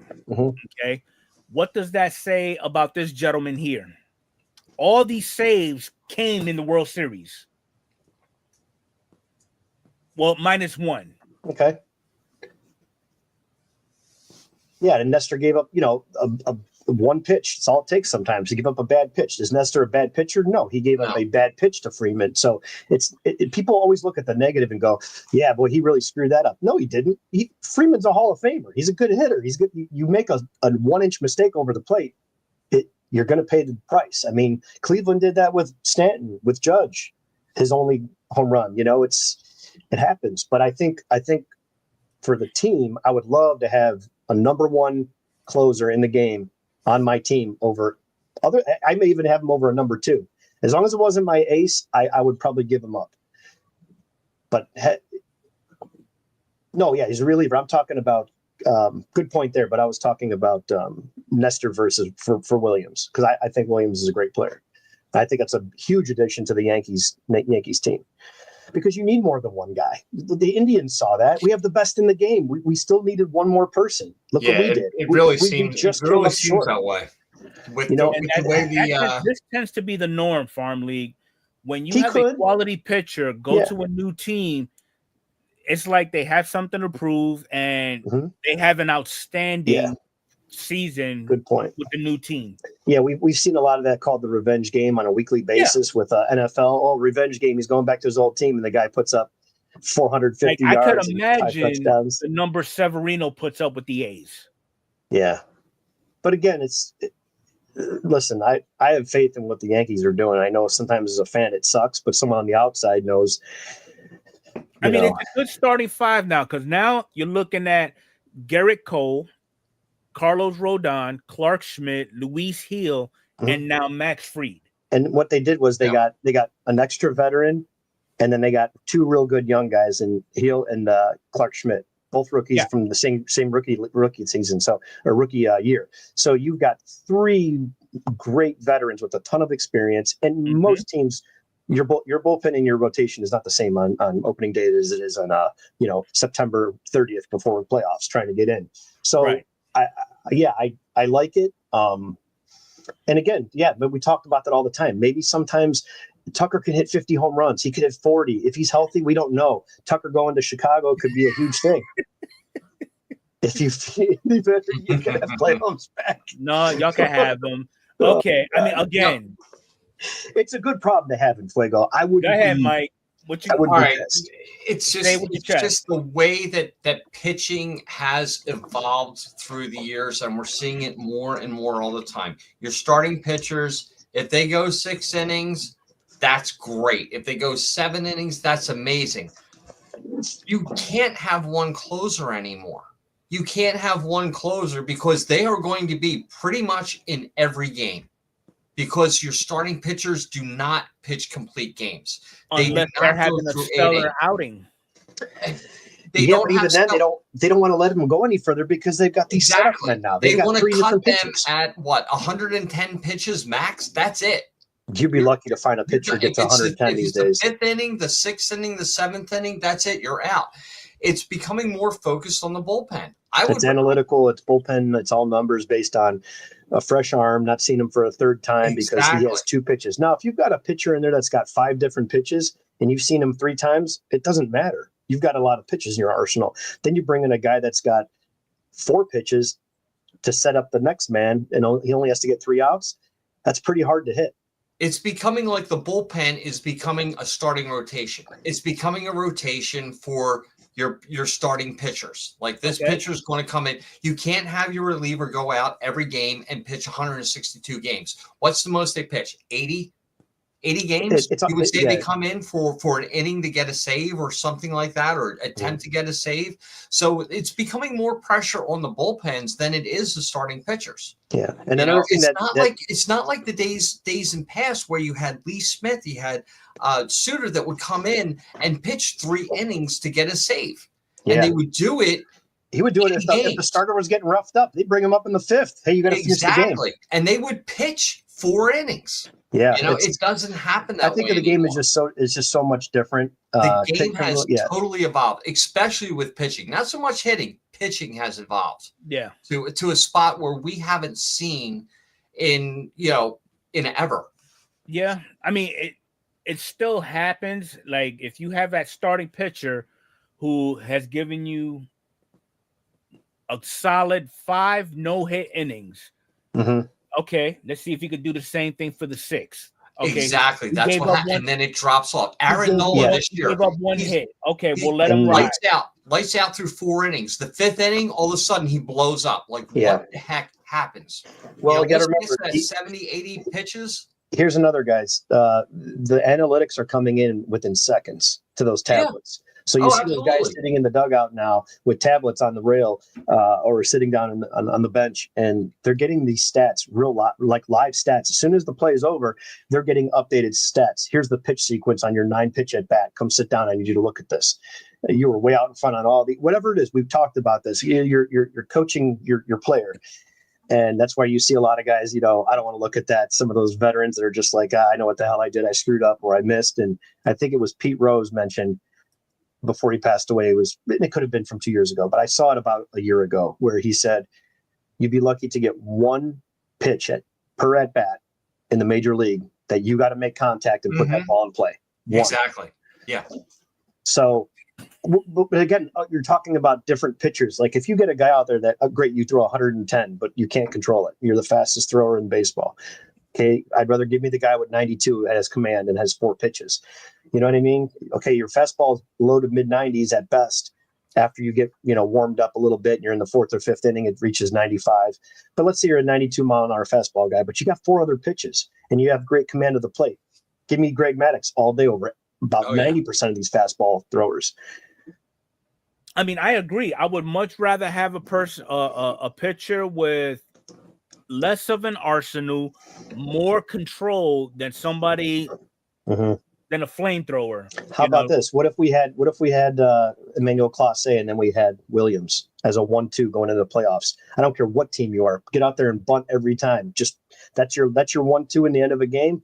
Just keep the game close. We're good. We'll get you there. I would love to have a number 1 and a number 1. Imagine those 2 guys, but most teams only have 1. Imagine having 2 guys like Devin Williams, and they may get that. The Yankees may go after that, or they may try to get that because no one else in baseball has that right now. The Yankees had that at one point, but he imploded. And who I'm talking about is Aroldis Chapman. Yeah. Hardest pitcher in the damn game by far. But that was their closer. They didn't have the 1-2. If I was running a team right now, I go against the grain. I need someone to complement Clase. Yeah, we have 5 different options for Cleveland, and they're all pretty good, and they all did a great job. But in the playoffs, sometimes people aren't big moment ready, and you need that second guy that can get it done.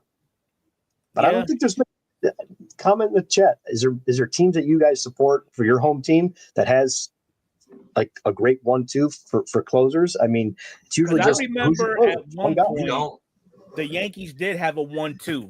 Aroldis was the setup, and Mariano was the closer. Yeah, for a short period of time, and that's on this for a very short period of time. And that's we had it for 1 year. It was Brett Myers was the setup, and Brad Lidge was the closer. Yeah. So again, we're talking very, very short stints here. And so 1 year, that was it. That's all we needed. To see a team go after that. Okay, so we're gonna stay on the topic of pitchers. So I'm noticing that the Cubs have been making some unexpected moves lately. They've been the sleeper team that are coming out of nowhere. And people are saying trade Cody. Sign Cody. the biggest name they signed was this Tucker kid, right? This Tucker kid, yeah. He's all right. Kid. But now they're pulling some other rabbits out of their hat. Is Sean in the chat? I love this guy. I like him a lot. Yeah. Jesus Hopefully he's Lizard Jesus is Lizard. in the Cubs radar. Yeah. Who said that? Who's the post? MLB. Who's the post that made that post on X? MLB Deadline News. Gotcha. Any updates on that? Nothing as of yet. And Okay. I've got MLB trade rumors up too, so I haven't gotten nothing. But this was his season last in 24. The only problem with him is injuries. That's Yeah. the only thing. So I mean, His stuff is nasty. when he's out there, his stuff is nasty. Larkin is. I think Larkin tends to be the negative Nancy of the group. I just like that he fires everything that's on his mind. I love that. Oh, there you go. Too. Him, Magnus, they just tell it like it is. That's the way I it should be. appreciate it. So I mean, if it works out for the Cubs, you know, they can shorten their next World Series appearance from 80 years to 50. We'll see how that works out. Okay. But how for the panel and the chat, how many times have y'all gone to a retailer, Walmart, Target, or whatever, Not all. and you're there to pick up a couple of blasters, maybe a mega box or whatever the case may be, and then you've got that one jackass who decides, hold my beer, I'm going to get everything off the rack, and leaves you with nothing. Douchebag. Yeah. It's Has anybody ever experienced that? I haven't experienced it. I've seen it on videos a lot. I mean, it happened a lot in, during the pandemic years. yeah, I've been in line at stores, and guys are usually honestly pretty cool. Like, hey, you want some of that? Okay, yeah, blah blah blah. Baseball bats are now set. Oh, geez, I've never experienced that. I don't know. It's not really that big of a deal. I just walk away. With the stuff that's online now, for retail that's not as popular, I get it. It's tough with the bots trying to get stuff on top site like the Sapphire at good prices. But when you have a product that's $400 and then sells for $550 5 minutes after 12:05 and it's on eBay at $150 increased price, you don't need to be a card collector. You're just someone that enjoys money and wants to make it. You'll do whatever it takes to get a bot or whatever it is to get product. And if you have $10,000 to drop on boxes and repost them at $150 more and they start selling because they're sold out and people still want them, then good for you. You're risking your money and you do what you do. But nowadays, I see a lot of those comments and I never understand why people, I never go to my Walmart. I always go here and they're never having this. I see those comments. It's like, what world are we living in? Do you not realize that all of that stuff is online? Free shipping, 5% off with a red card. Buy it online. It sends it right to your door. It's free shipping. You spend $30 or $4,000. It's free to your door. I'm not wasting my gas to go drive around to a Walmart. Like how?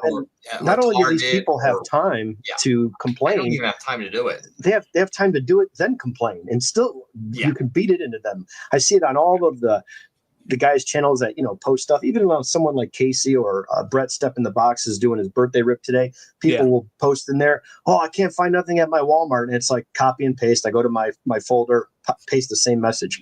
Target red card. A red card is basically like a shopper's card. You can hook up any credit card to it. It's free. You get 5% off your order, free shipping. And then if the baseball cards are sold out, click the button at the middle of the page. It says notify me when out. Turn your notifications on. Oh, I got a notification from Target. Hey, Chrome Megas are back in stock. $60 a piece.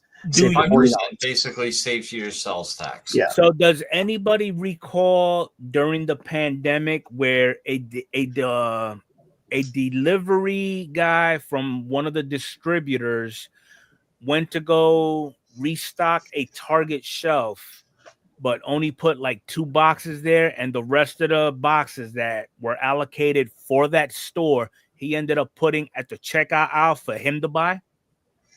Yeah, I believe what happens is they have to now take a photo. I don't know how true this still is, but for MJ Holdings, it was, wait a minute, guys, you're in line. I get it. I'm unloading my stuff here. People start getting in line, and then they have to load the shelf and then take a photo of it. That is accurate because I've actually witnessed that firsthand. The picture. And that's for their job. Yep. Now, can he take those right off and put them right back in and look to his right and say, oh, there's nobody here. Okay, well, I'll just put those two back and there's still some on the shelf and I'm going to go check out over here. Happens all the time. Fringe benefits of having that position. Sucks for the consumer, but try to buy your cards elsewhere. Because, I mean, Amazon does it. DoorDash does it. You know, before you get your stuff, hold on, let me get this picture. Mm-hmm. Yeah. Well, the one video that I saw, it was the one guy that worked for MJ Holdings. He would put the stuff up on the shelf, but his buddy was waiting, you know. And listen, it'd be no different than one of us saying, okay, hey guys, I'm working these days. You three come up here because there's a $3 limit or $5 limit. I'll put 5 on the shelf and you each grab 5 and I'll sell them and give you guys a cut. Yeah. You know, I did see that happening. So yeah. Oh, the backdoor deals. That's a little excessive though. Where's that at? Where's the guy getting a flat cart like that? That looks like a stockroom cart, number one. It's not a Home Depot, right? That looks like a pull that back up. No, Target actually had those orange carts also. Wow. The guy's got it strapped down. Does he have straps on it too with the he was all set up. Just rolled that right in the back of his truck. This guy was ready. I mean, he's got a personal wagon. He brought in a wagon. He brought in his own wagon. This is not his first rodeo, man. No. He don't even have any kids for that wagon. He's a professional. And here's another thing too. What we're seeing right there, that to me looks like a hotel. Go back to that photo. The background there and those walls, that looks like a hotel lobby or something. I don't think that looks like a store. Is that just somebody making a funny post for clicks? Or it could be a plaza. Yeah, exactly. We don't know what he's at the airport. I think he's going to load it onto a plane.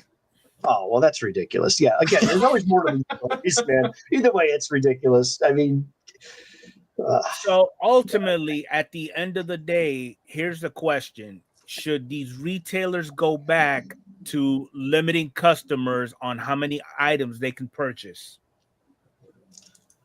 I think those days are over. I think the way it is with retail now is like you just want to turn inventory, get it in, get it out. Okay. You don't want to sit on anything. But going back to Adam's comment, they only carry garbage and it just sits there. Yeah. Well, again, you got to remember that's his experience, his Walmart. My experience is something different, and the next guy. I believe that those boxes that he had were probably from like a Costco or a BJ's. Wait, that's all Pokemon, like that. Right? That's not even baseball. No, that's all Donruss stuff. Oh, that's those Donruss. Yeah, that looks like what are those called? I don't know the name of them. Donruss super boxes. Super box. Yeah, they basically Panini did what Topps is doing, and Panini now also has an advent calendar with a kaboom in it. No one's original. Yeah, clearly. Yeah, because this is the product where you could get the oversized downtowns from. Yeah, that had to be a Costco or one of those big box stores. Yeah. So, I mean, they don't care. They absolutely do not care. They want to turn that. They want to sell that pallet and get another pallet in there of something else. Yeah. Yep. Just buy it online. That's what I do. Yep. Even though, you're going to have to wait a couple of weeks because a certain somebody, I'm not going to mention Mike's name, bought a super box and waited, 2 fiscal quarters? It was over 2 weeks. Yeah, I placed it on let's say just say the 17th, and it sat there until after Thanksgiving, and then it finally packed and shipped. And I got it a week after Thanksgiving. So yeah. But that was from Target. But I treat myself to some things every now and then. There you go. That was one of them. So okay. There you go. Nothing wrong with that. Nah. All right, chat. How are we feeling about the latest Father Time Hall of Fame election? I wish there was one more. I wish there was more. Yeah. But these names rightfully deserving. And unfortunately, Dick Allen's son was extremely happy. He was ready for disappointment because he's been disappointed so many times ever since his father passed away. But it's a shame that Dick Allen couldn't see it. I'm happy with Dick Allen, Dave Parker. The other two that were on my list were Steve Garvey and Tommy John, which I think most of the chat at the time had. So, yeah, I'm extremely happy with that. I think it's well deserved. Okay. I mean, I forgot which one of these players was it. My memory, one of them right now is currently suffering from Parkinson's. I think it's Parker. I think it is Parker. Yeah. Okay. Yeah. So, I mean, if you look at their breakdown, there was Dick Allen just passed as well, or not too long ago. Yeah. So, he passed last year. Out of a panel of 16 voters, Parker got 14 of the 16, while Allen got 13 of the 16. Okay. That's pretty good.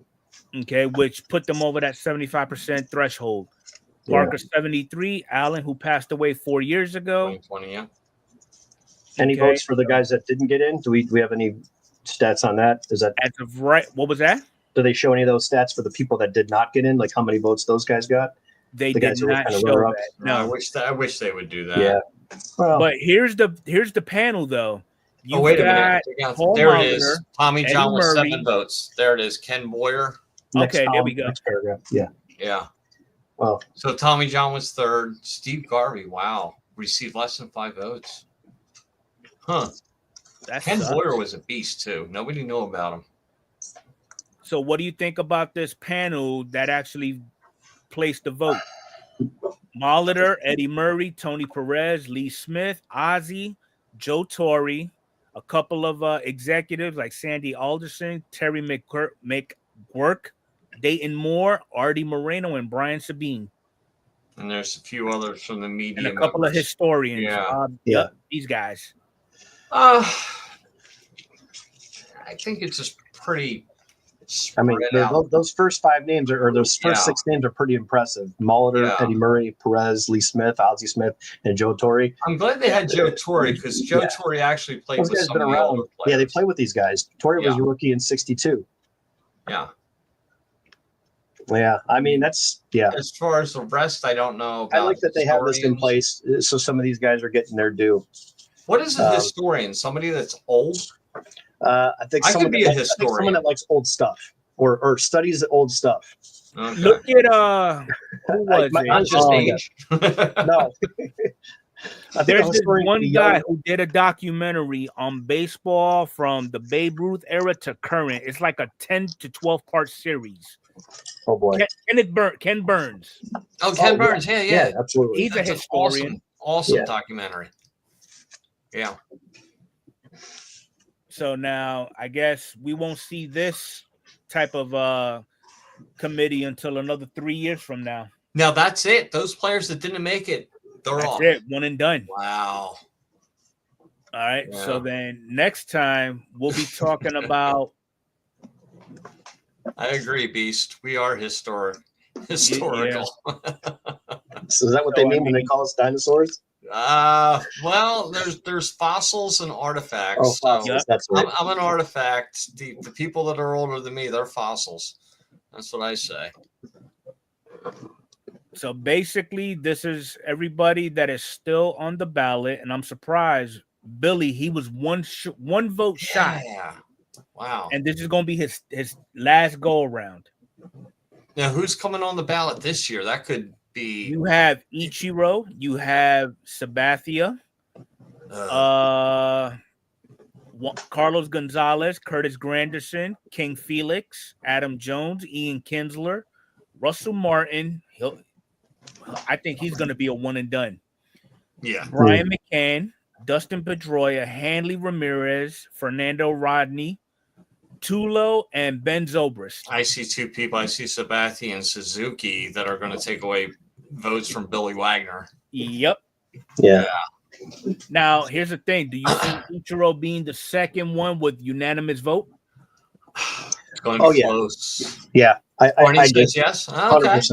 100%. If somebody doesn't, they're just going to get blasted. Just like that one guy that didn't vote for Jeter. I don't care if you don't like him. Just stop. You know? Like, yes, really, Ichiro? I mean, stop. Just do the right thing. Right in. Done. Unanimous. I agree, Dom. A lot of these new guys is going to be one and done. Mm-hmm. Yeah. Well, a lot of this 2024.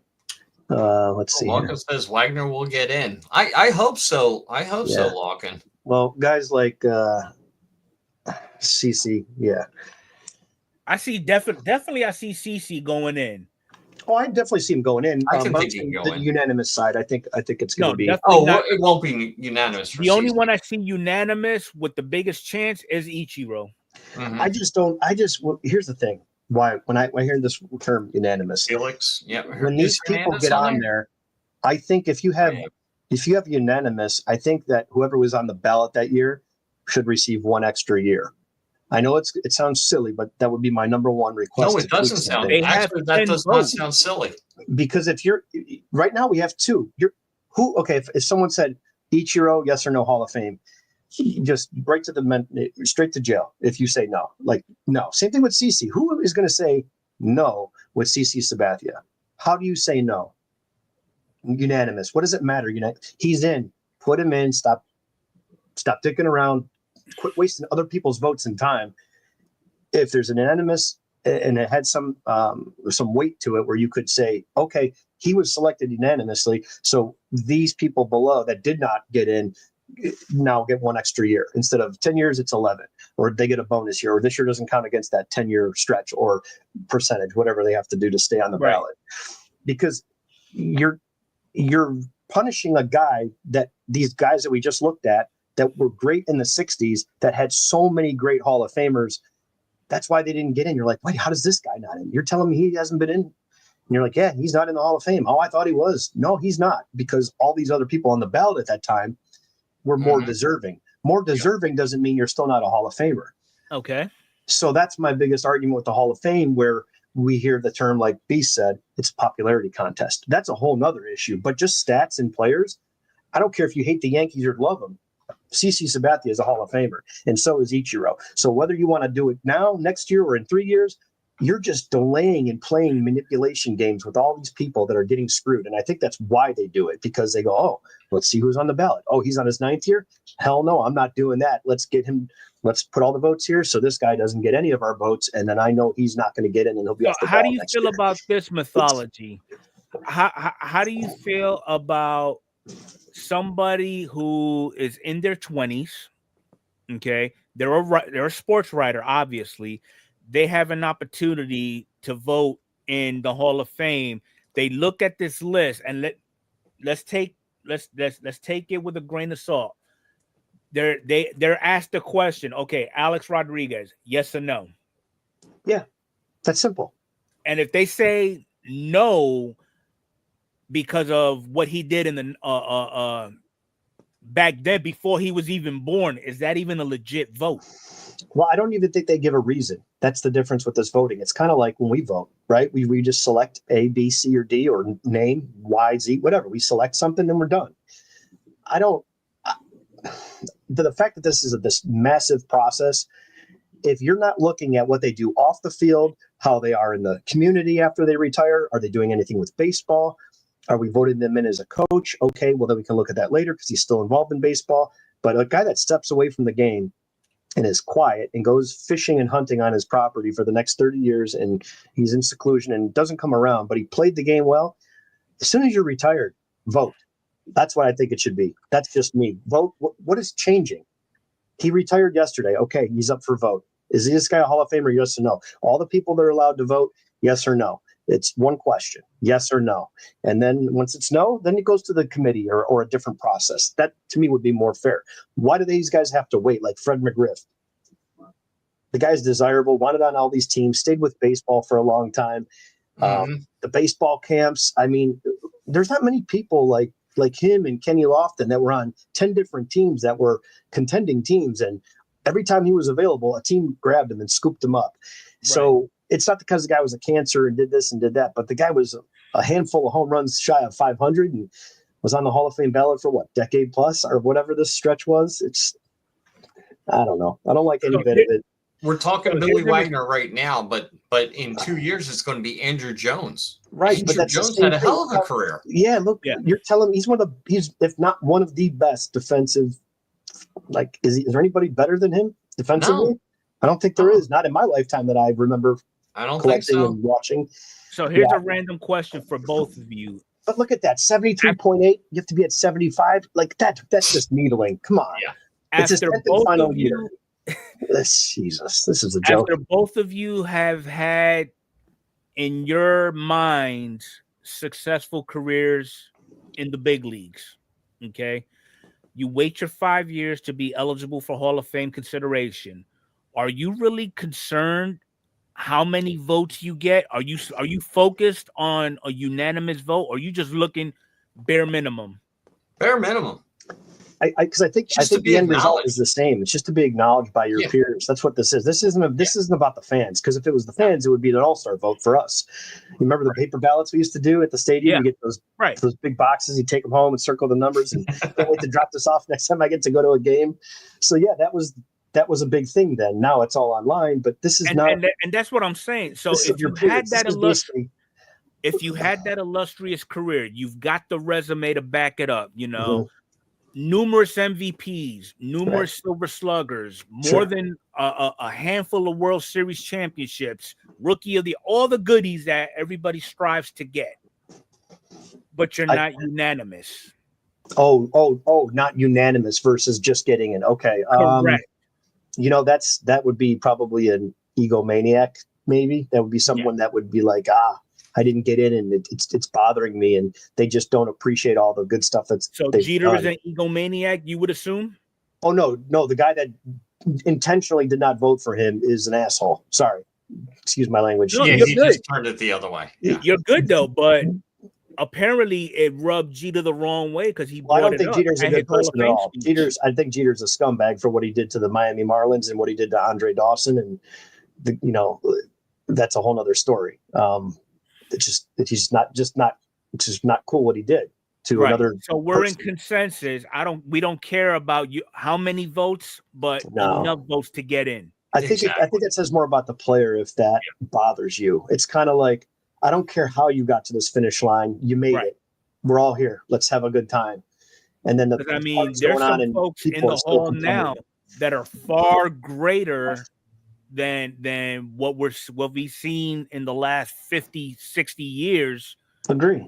That's the problem with the ballot. It's not based on. He never got unanimous, and apparently he was the one who saved baseball back in the 20s. Here's the thing with that, though. It's good. I like that you brought this up because my question is always where Beast came out and made a comment that it's a popularity contest. Mm-hmm. That's one red flag. The other red flag is the system on how you vote and how these people get in is broken. You're either a Hall of Famer now or you're not a Hall of Famer in 8 years. Why does it take 8 years you're not playing? You're done. What is changing? Well, that's what I have a hard time with all of this. The only justifiable explanation I could come up with is, for example, you've got your Negro League players. They just integrated them guys into MLB records. Right. Now, will these guys be on ballots as well as the same? Are these players right now? Will we see in 3 years a different ballot? I don't know how that looks, but that's a great point. Are the Negro League players voted on differently than these players that were from the pretty much, and there's nobody alive that's going to vote on these ballots that were alive during the Negro Leagues. Right. And I think that's why with these other committees, they have a variety of voters. They got actual players. Okay. They've got those executives, and then they actually have those individuals that spent their careers, around baseball. All the historians. All of it. Yes, right. Yeah, good point. So there was a nice mix of names on there. Obviously, I only know the names that were players, and there was an amazing list, especially the coaches, managers, all that stuff. Whereas the actual Hall of Fame ballots, you've got nothing but sports writers. Butthurt sports writers.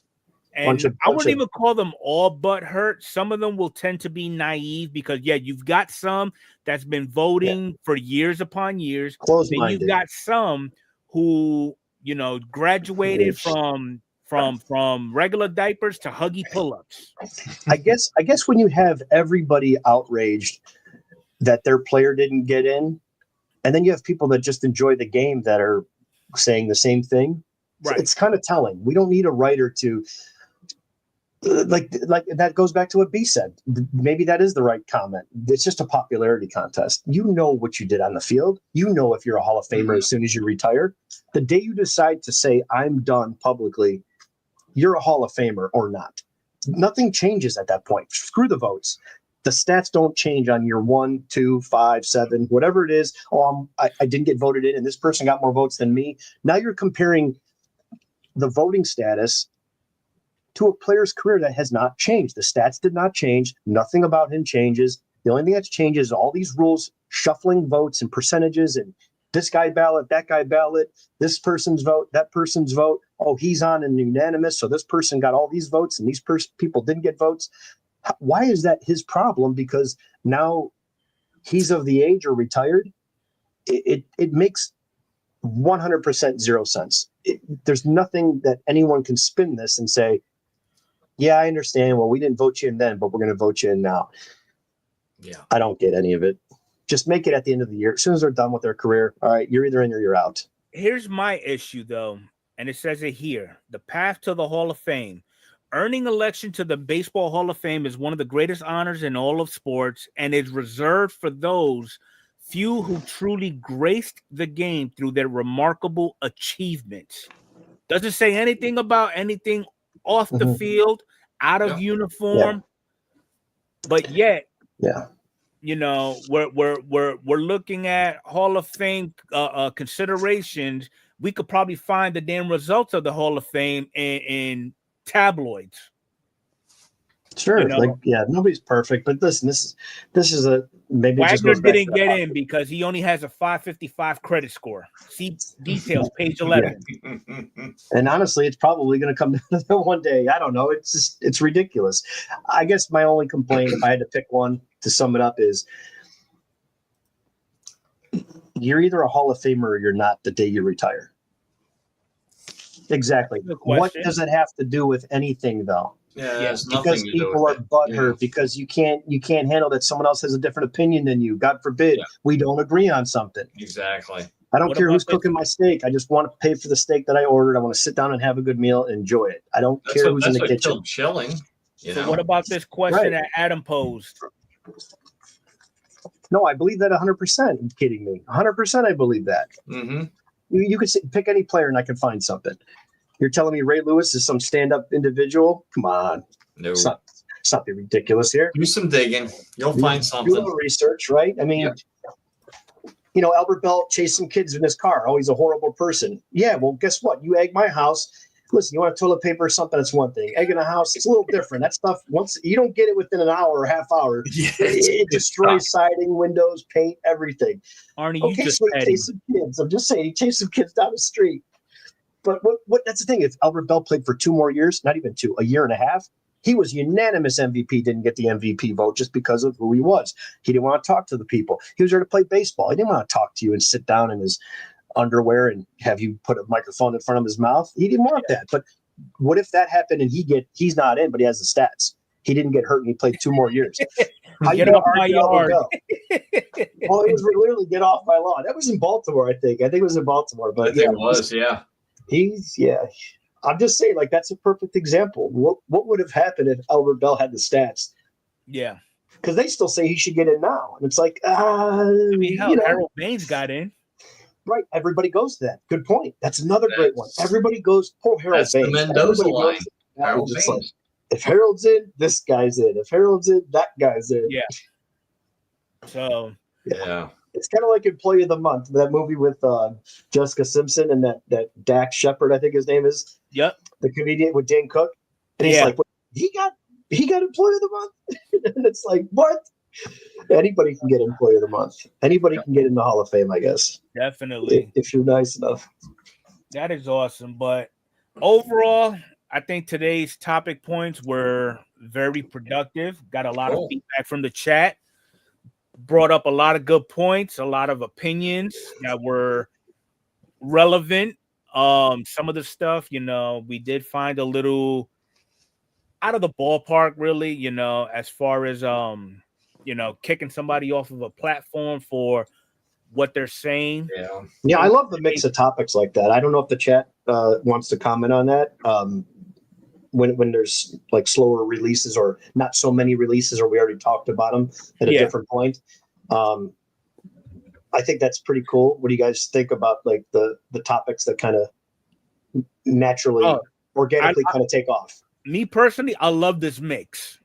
Yeah, just keep it mixed up. Throw all kinds of curveballs at everybody and see what's going on. And I love if the chat has something ever, just reach out to Mr. Enfuego and just drop it in the chat, or even a comment in the chat.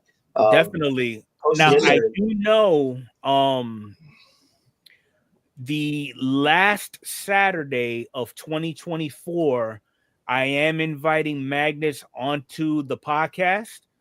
And basically what we are all going to discuss is what we've experienced with the hobby for 2024 and all the products that have been released, all aspects of it, and any expectations that we look to see moving into the new year.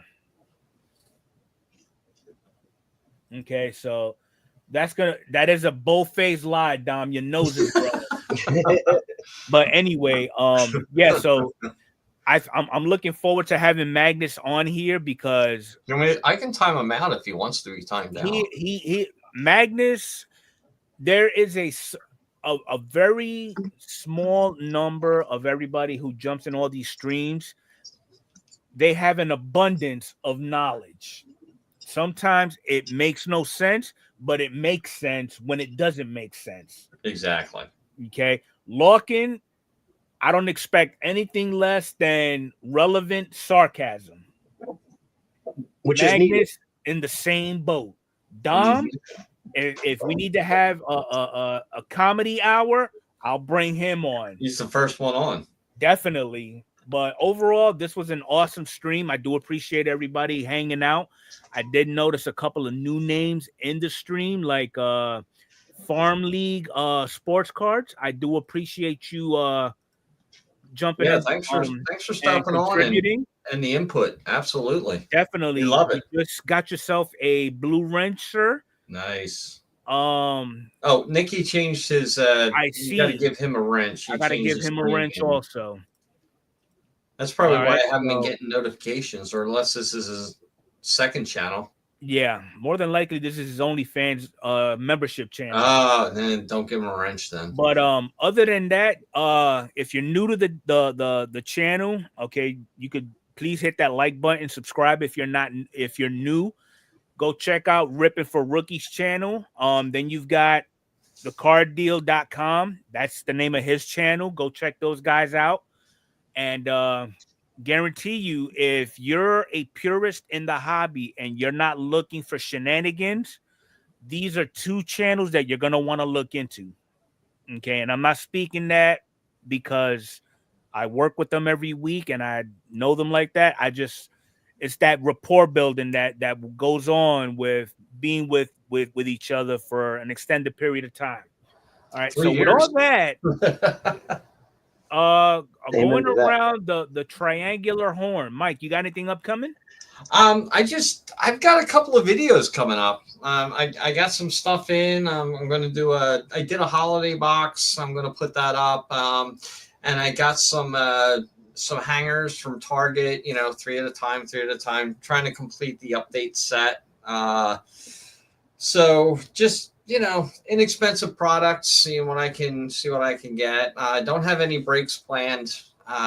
Just don't know what the future brings with breaking. I don't know. I think I may be just buying in the breaks instead of actually doing breaks, because I always look for value and sometimes just some older stuff just to do some mixers with, and I'm just not seeing it right now.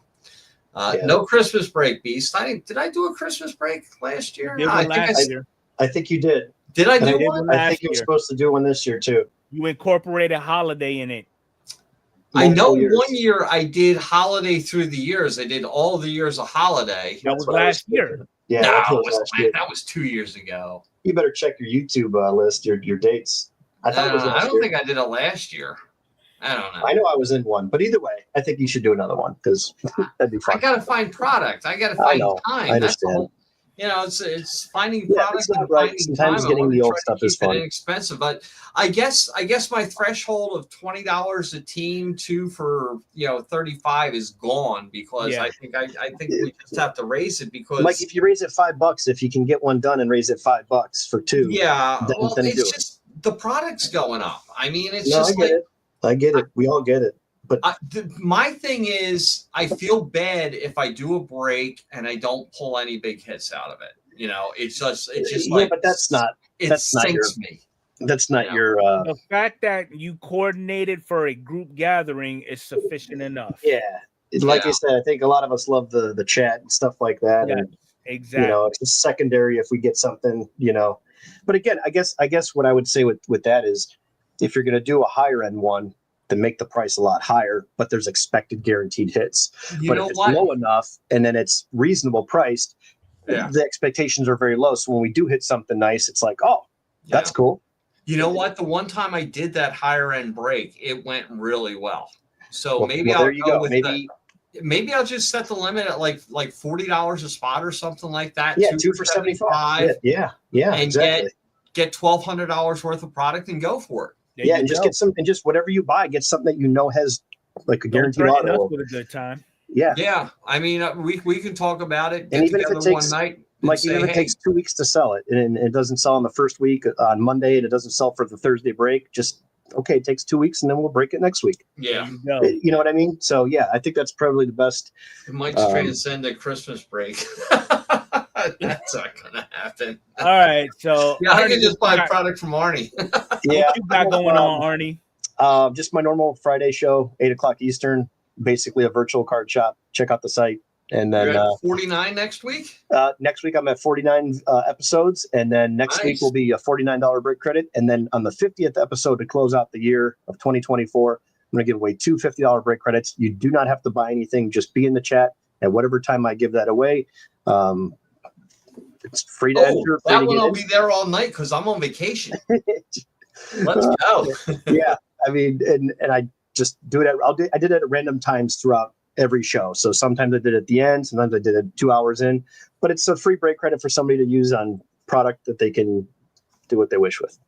So that's all I got. No breaks planned. If I pop up on one, it'll be on the website. It'll be on the socials, and join if you want to join. And if not, still come and hang out if you can't afford it. Could have said it better. Good stuff, fellas. And chat as well. For me, all I did was I dropped a video of what I plan on sending to PSA, which my mailman picked up this morning. So it's a 45 card submission. We'll see what happens when it comes back. Yeah, good luck. Yeah. Nice. So maybe you should do it. Maybe you'll do a live with that. Lives are always fun. Actually, I do plan on doing lives. this review live. Yeah, I enjoy the live. Do the live review. Because you know how to edit and then can make it into a video later. But I think the lives are a lot of fun. So I appreciate everybody hanging out with us, and we will catch you all again. Same bad channel, same bad time. Same bad crazy. Yep. Don't do anything I would do. Have a good night, everybody. Later. All right, guys. Have a great night.